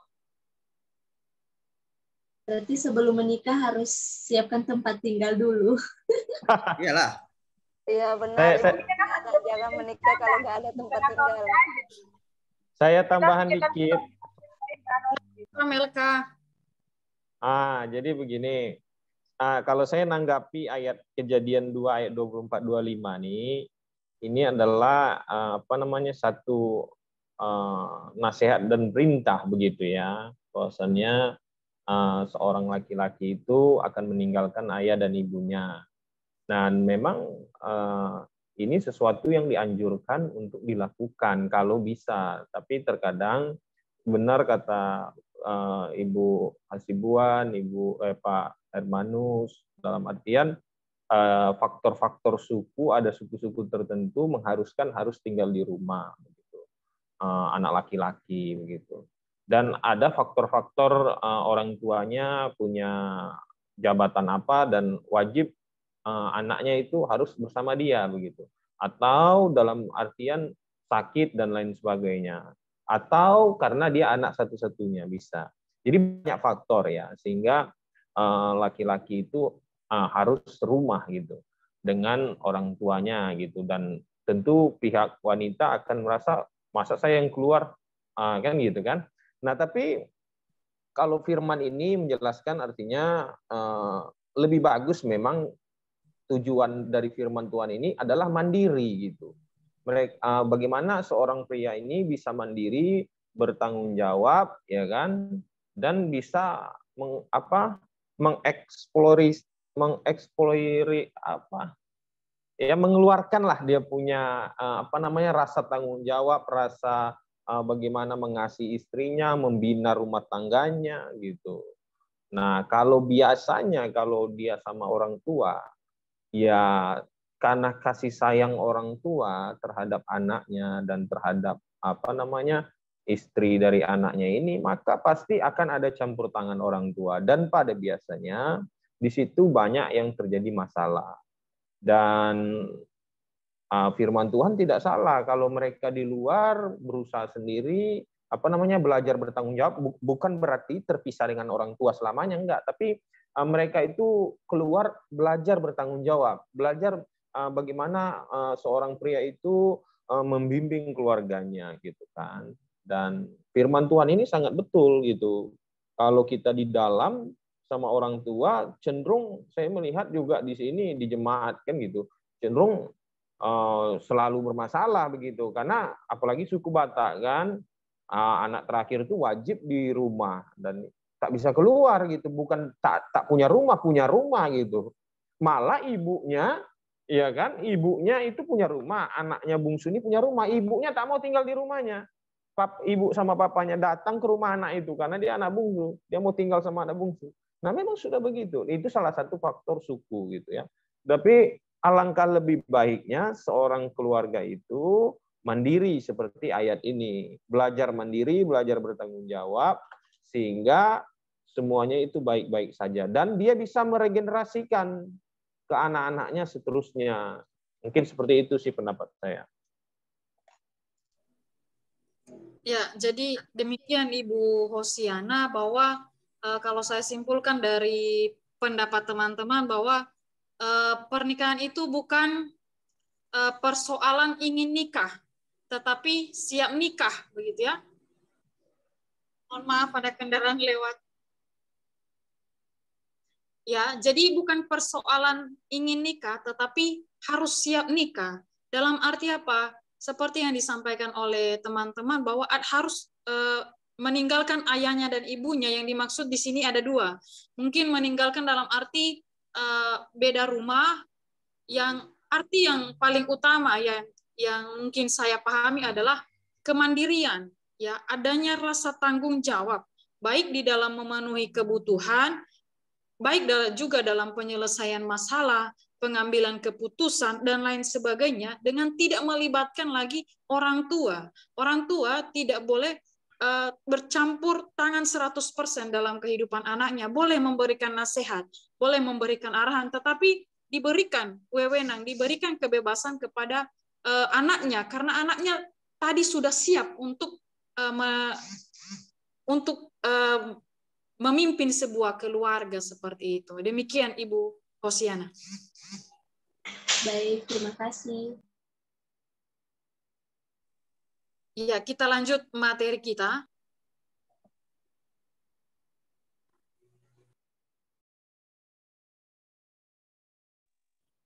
Ini udah ya? Belum. Slide sebelumnya, Pak Hermanus. Ya. Jadi yang selanjutnya yang kita pelajari adalah metode mengajar. Kejadian pasal 2 sampai pasal 3. Metode mengajar yaitu cara yang telah teratur dan terpikir baik-baik untuk mencapai suatu maksud. Yang kedua, metode mengajar banyak macamnya. Pendidik perlu memahami dan menguasainya. Tentu yang mungkin mengikuti semester yang lalu kita sudah belajar metode-metode atau model-model pengajaran seperti itu yang bisa diaplikasikan dalam pengajaran sekarang ini. Selanjutnya, metode sebagai cara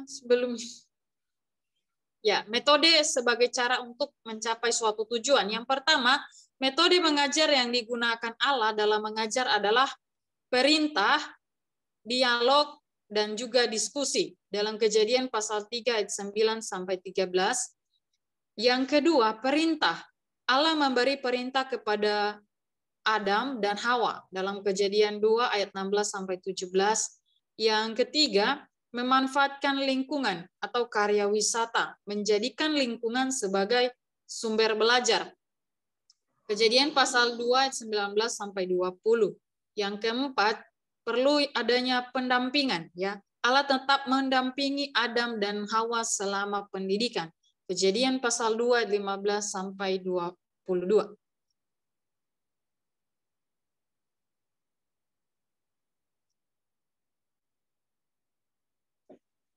Selanjutnya, tanya jawab. Allah melakukan tanya jawab dengan Adam dan Hawa. Kejadian pasal 3 ayat 1 sampai 15 ketika mereka jatuh di dalam dosa. Selanjutnya, memahami apa yang dilalui atau inquiry, ya, melibatkan intelektual Adam dan Hawa dan menuntut mereka memahami bahwa apa yang mereka pelajari merupakan sesuatu yang berharga. Jadi pengajaran dan pendidikan itu berharga untuk dipelajari karena bermanfaat, ada manfaatnya. Kemudian selanjutnya diskusi, ya. Diskusi ini melatih Adam dan Hawa berpikir kritis dan berhubungan dengan pemecahan masalah. Selanjutnya resitasi, membuat ringkasan dari pelajaran yang disampaikan. Kejadian pasal 3 ayat 1 sampai 5, di mana di situ ketika ular berdialog dengan Hawa, kemudian Hawa menyampaikan pelajaran yang sudah diterima bahwa Allah mengajarkan mereka untuk tidak makan buah pengetahuan. Yang selanjutnya hukuman. Allah memberikan hukuman akibat kesalahan. Kejadian pasal 3 15 sampai 24.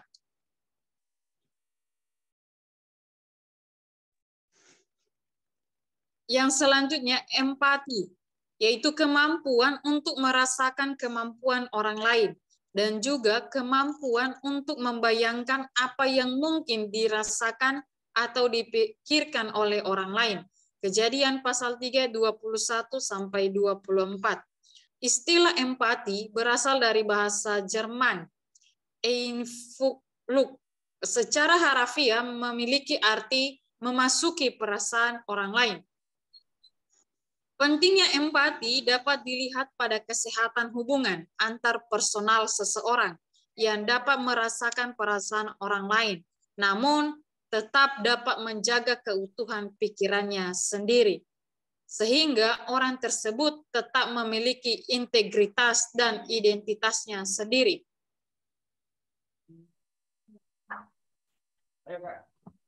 Nah, demikian metode pembelajaran.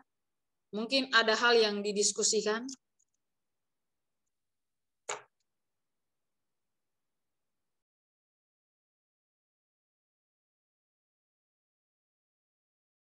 Mendingan bahannya dibaca, habisin dulu aja baru kita diskusi kali ya. Oh ya. Kita lanjut, media pembelajaran. Media pembelajaran adalah sarana fisik sebagai alat bantu apa saja yang dapat dijadikan sebagai penyalur pesan untuk menyampaikan materi pembelajaran dalam proses belajar mengajar guna mencapai tujuan pembelajaran. Media pembelajaran yang disediakan Allah pada zaman Adam dan Hawa adalah sangat banyak. Media tersebut menjadi bagian yang tidak terpisahkan dari proses belajar mengajar yang dilakukan Allah kepada mereka. Selanjutnya, evaluasi pembelajaran. Ya, evaluasi yaitu untuk mengetahui ketercapaian pembelajaran. Evaluasi dilakukan setelah mengikuti proses belajar. Ya, evaluasi adalah mengenai hal yang baik dan jahat. Hal evaluasi bahwa Adam dan Hawa memahami pelajaran, namun mengalami kegagalan di dalam praktek. Hasil proses pembelajaran. Variabel keberhasilan pembelajaran dapat dilihat dari tingkat pencapaian peserta didik, effectiveness, efisiensi, dan daya tarik pembelajaran. Ya, jadi keberhasilan pembelajaran itu ada pencapaiannya, kemudian daya tarik pembelajaran itu. Hasil pembelajaran adalah semua kemampuan yang dimiliki. Hasil sesuai dengan maksud dan tujuan pembelajaran yang ditetapkan. Keberhasilan PMB terlihat dari kemampuan yang dimiliki. Kemampuan mencakup aspek kognitif, afektif, dan psikomotorik. Hasil evaluasi menunjukkan bahwa Allah berhasil menyampaikan materi pembelajaran dan tuntas mengajar. Selanjutnya, materi ujian. Ya, ini ada ujian. Materi pembelajaran mengenai hal yang baik dan jahat, kemudian mengenai rasa malu dan takut akan Tuhan. Kemudian menjelaskan keberhasilan dan kegagalan mengikuti pembelajaran. Bagian B, menakar pembelajaran. Artinya mereka memahami isi pembelajaran Tuhan. Buktinya ketika bujuk rayu iblis, mereka mengingat pengajaran Allah. Mereka mampu menerima, mengingat, dan mengucapkan pengajaran yang diterima. Tetapi gagal mengimplementasikan dalam pergumulan imannya. Karena itu Allah memberikan nilai buruk atau gagal. Tuhan memberikan hukuman baik bagi perempuan dan laki-laki sesuai ketentuan awal dan juga kepada ular. Nah, konseling pribadi. Ya, Adam berada dalam kondisi bermasalah karena dosa. Allah menggunakan pendekatan kuratif sebagai penyembuhan. Ya. Ini diawali dengan pertanyaan diagnosis. Ya, kalau kita perhatikan dalam Kejadian pasal 3, di situ Allah mengatakan, di manakah engkau, agar Adam menyadari kondisinya. Ya, ketika Adam mencari kambing hitam dan menyalahkan orang lain. Kemudian Allah memberikan pertanyaan investigatif untuk mencari sumber penyebab masalah. Siapakah yang memberitahukan kepadamu? Adam diarahkan untuk mengambil tanggung jawab. Pertanyaan ketiga, apakah yang telah engkau perbuat ini mengandung daya restoratif bila Adam mengaku dosa dan bertobat?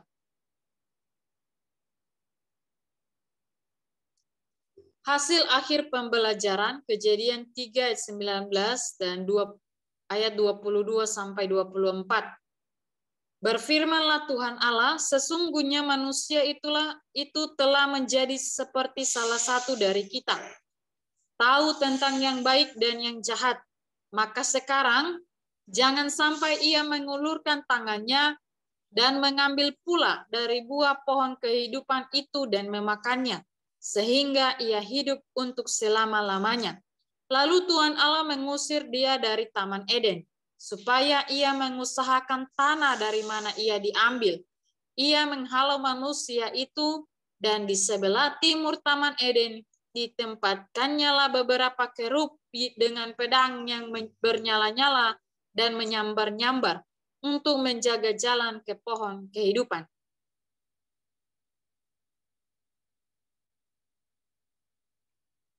Keputusan hasil akhir. Yang pertama, seperti Tuhan, tahu tentang yang baik dan jahat. Yang kedua, larangan.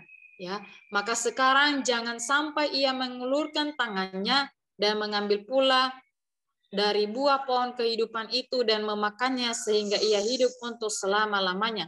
Selanjutnya, pengusiran. Lalu Tuhan Allah mengusir dia dari Taman Eden supaya ia mengusahakan tanah dari mana ia diambil dan menjadi debu, artinya kematian fisik. Sebab engkau debu dan engkau akan kembali menjadi debu. Kejadian 3 ayat 19.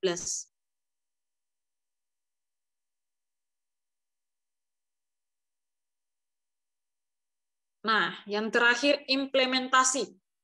Yang bisa kita implementasikan dalam pengajaran sebagai pendidik saat ini. Yang pertama, mempersiapkan materi pelajaran dengan baik sesuai dengan GBPP dan terukur. Kedua, guru mampu mendesain media dan mampu menggunakannya. Ya, terlebih media sekarang perlu mengikuti perkembangan zaman. Yang ketiga, guru mempersiapkan diri dan mampu menyampaikan materi dengan baik. Yang keempat, metode pembelajaran disusun matang dan piawai menggunakannya. Yang kelima, memiliki kemampuan menata dan mengelola pendidikan. Keenam, pendidik Kristen harus bekerja secara profesional. Yang ketujuh, mampu melakukan evaluasi. Demikian pemaparan materi. Jika ada hal yang perlu didiskusikan, dipersilahkan.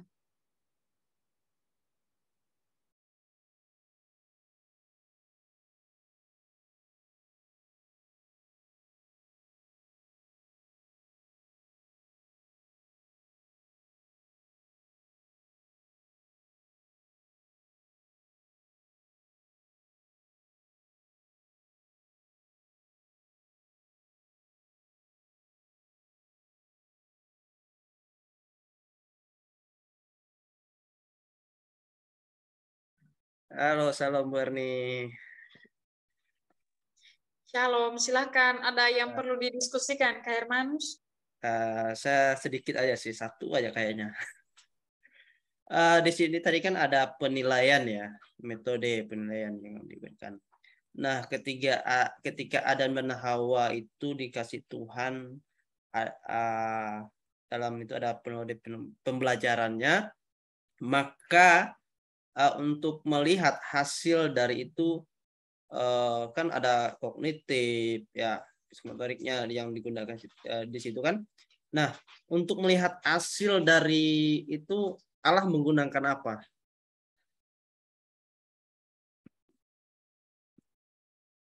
Untuk menilainya.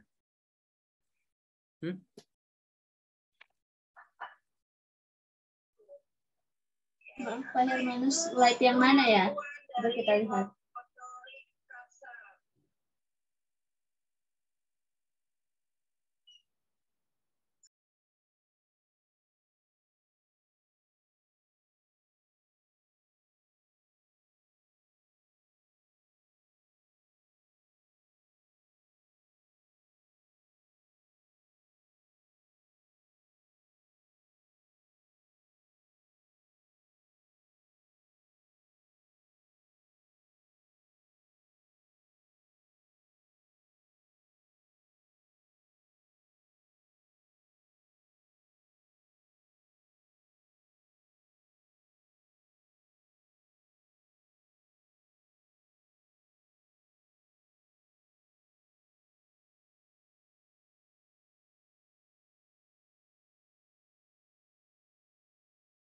Keputusan akhir kali maksudnya, Hermanus. Yang ada penilaian tadi loh. Keputusan hasil akhir. Maksudnya gini, bagaimana Evaluasi nggak, Pak? ya evaluasi juga benar, bisa. Maksudnya Hermanus tuh bagaimana Tuhan menilai pembelajaran yang Tuhan berikan kepada Adam dan Hawa berhasil atau tidak, gitu ya, Hermanus ya?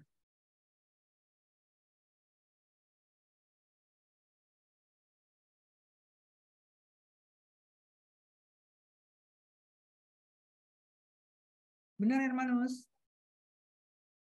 Ya, benar, Bu.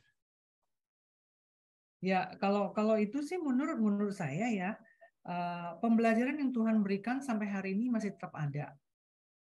Dan itu ada satu slide dikatakan keputusan hasil akhir, yaitu seperti Tuhan dikatakan tahu tentang yang baik dan jahat. Jadi manusia itu satu pembelajaran yang Tuhan berikan itu sehingga mengetahui tentang yang baik dan yang jahat.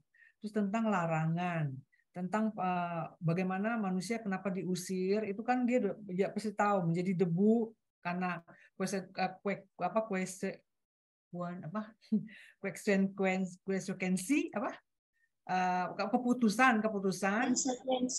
konsekuensi dari dosa manusia. Nanti ketika dia mati, itu kematian akan mati secara fisik dan akan kembali kepada debu gitu. Jadi buat menurut saya itu pembelajaran yang Tuhan berikan sampai hari ini masih tetap berlaku dalam kehidupan kita. Jadi penilainya yaitu hasilnya itu mencapai apa tidak, yaitu manusia tahu tentang jahat, tentang larangan, tentang pengusiran, ya manusia tahu sampai akhirnya terjadi kematian.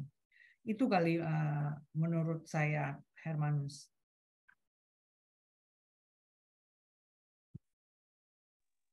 Ya, menurut saya Pak Hermanus, jadi tadi pertanyaannya, tadi ada aspek-aspek yang harus dipenuhi seperti afektif, kognitif, pengetahuan, dan juga psikomotorik. Dan bagaimana Allah melakukan penilaian dalam hal itu? Ya, jadi tadi bahwa metode penilaian yang dilakukan oleh Allah itu bahwa adanya ujian, gitu ya, adanya ujian, kemudian adanya evaluasi. Ya, dari ujian tersebut, ketika sudah diberikan pengajaran, mereka punya kognitif, mereka memahami pengajaran daripada Allah. Ya, tetapi secara afektif, ya ketika mereka sudah jatuh di dalam dosa, mereka tidak memiliki rasa takut melakukan pelanggaran terhadap perintah Tuhan atau pengajaran Tuhan itu. Seperti itu. Jadi makanya dikatakan tadi bahwa Allah berhasil di dalam pengajarannya, dan secara manusia, secara kognitif memahami pengajaran Allah, tetapi secara prakteknya, secara implementasikannya, mereka gagal secara total. Demikian, Pak Hermanus. Berarti dari ketiga itu ada yang tidak berhasil dong, Bu? Dari ketiga ranah itu. Nah, bagaimana dengan yang tidak berhasil? Apa yang harus dilakukan?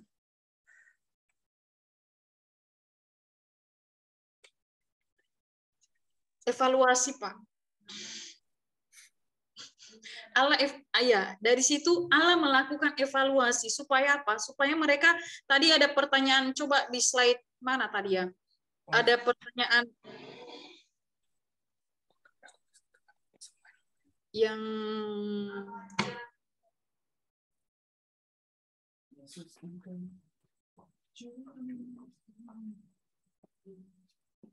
Yang mana, Bu? Next selanjutnya lagi. Selanjutnya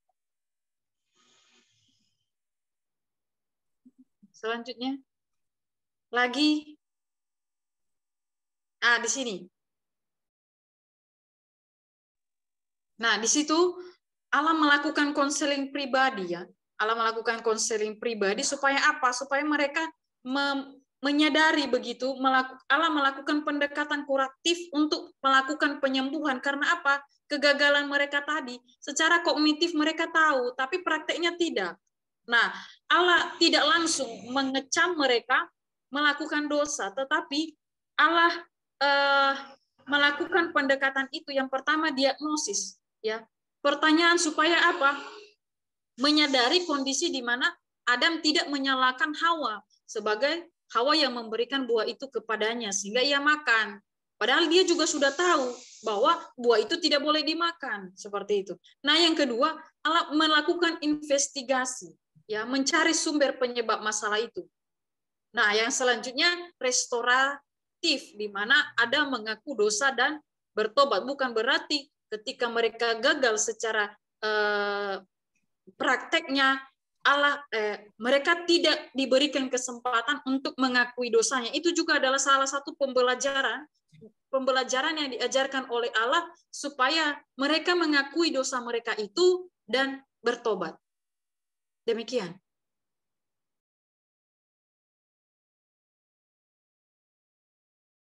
Baik, Bu.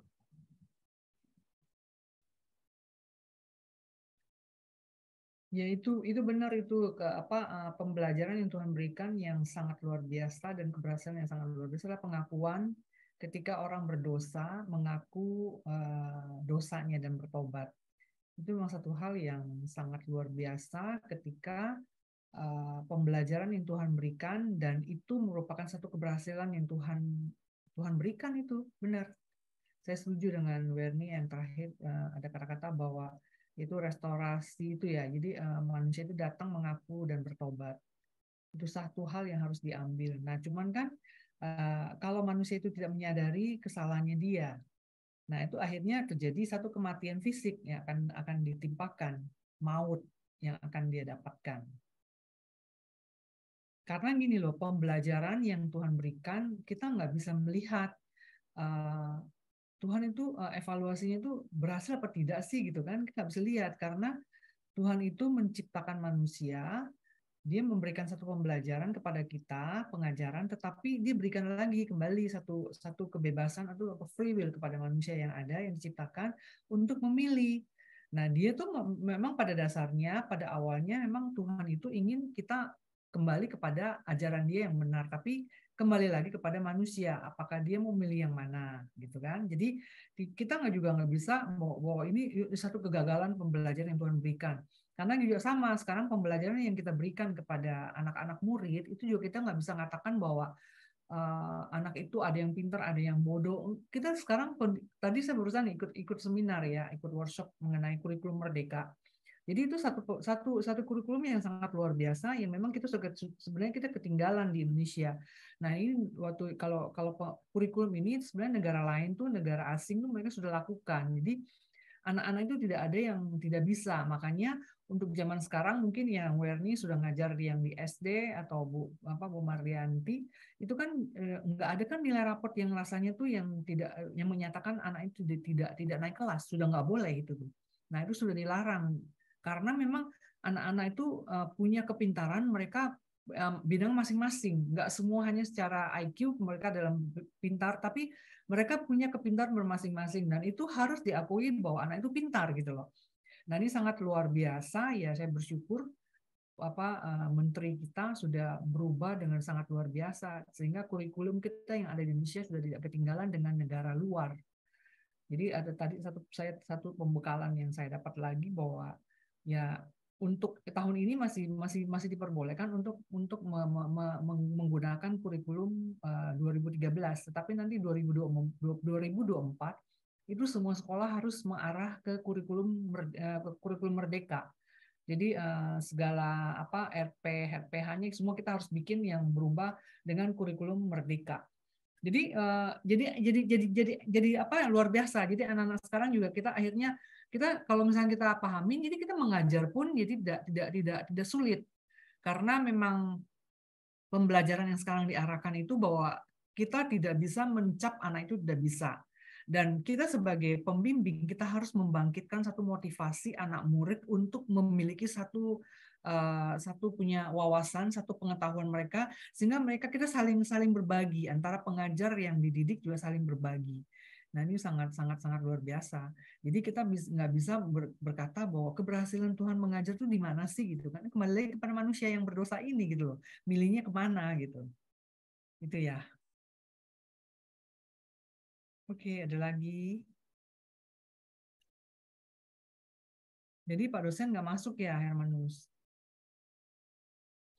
Iya, jadi nanti tadi ada pesan katanya di grup tadi masing-masing membuat sebuah kesimpulan atau pertanyaan seperti buah pertanyaan ya supaya bisa didiskusikan minggu depan katanya.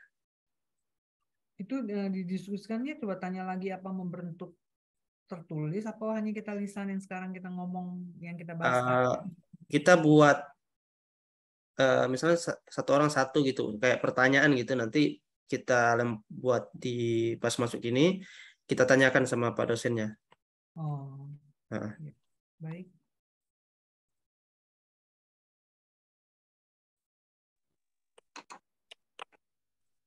Tapi Pak Hermanus disuruh buat kesimpulan. Gimana? Disuruh buat kesimpulan. Intisari dan kesimpulan. Iya, dari materi ini yang kita dapatkan dibuat kayak kesimpulan atau kayak sebuah pertanyaan gitu. Nanti minggu depan untuk bahan diskusi kita gitu ditanyakan sama dosennya.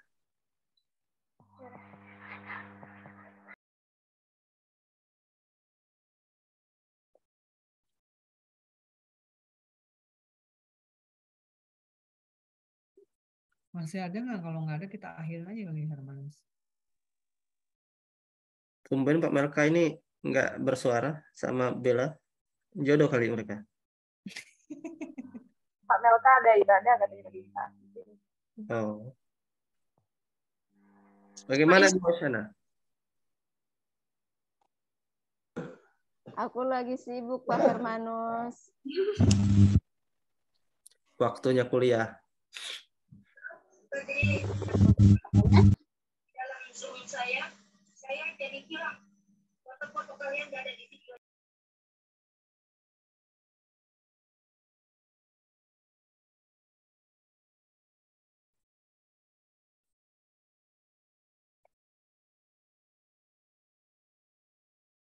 Bagaimana Bu Werni?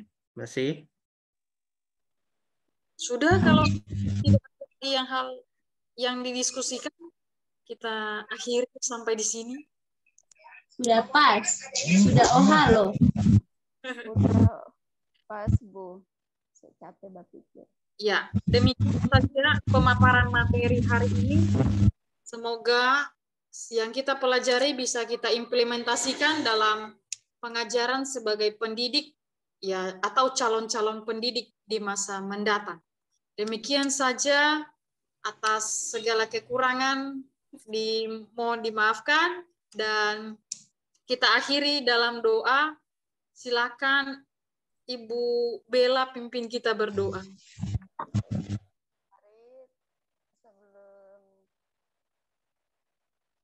Terima kasih buat hari ini, buat Bapak, Ibu, Saudara-saudari. Terima kasih buat waktunya.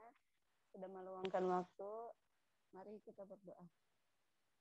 Terima kasih Bapak yang baik. Terima kasih Tuhan Yesus. Mengucap syukur di malam ini, di mana pertolongan Tuhan sempurna dalam kehidupan kami. Penyertaan Tuhan sempurna dalam kehidupan kami. Tuhan sudah menuntun pembelajaran kami mulai dari awal sampai sudah selesai. Bahkan memberkati teman-teman Bapak Ibu yang ada mengikuti Zoom di malam hari ini. Tuhan memberkati apapun yang mereka butuhkan, mereka berikan Tuhan senantiasa buat berhasil. Bahkan Bapak dosen kami yang saat ini tidak berkesempatan hadir, Tuhan kiranya memberkati apapun yang dia lakukan, dikerjakan Tuhan senantiasa buat berhasil.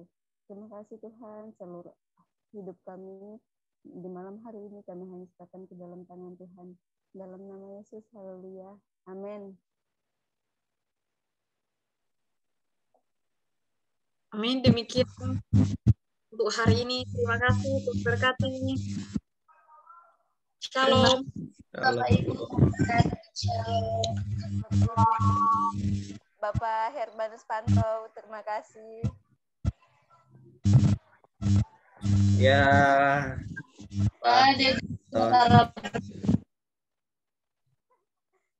Ibu Hosiana Dok, terima kasih.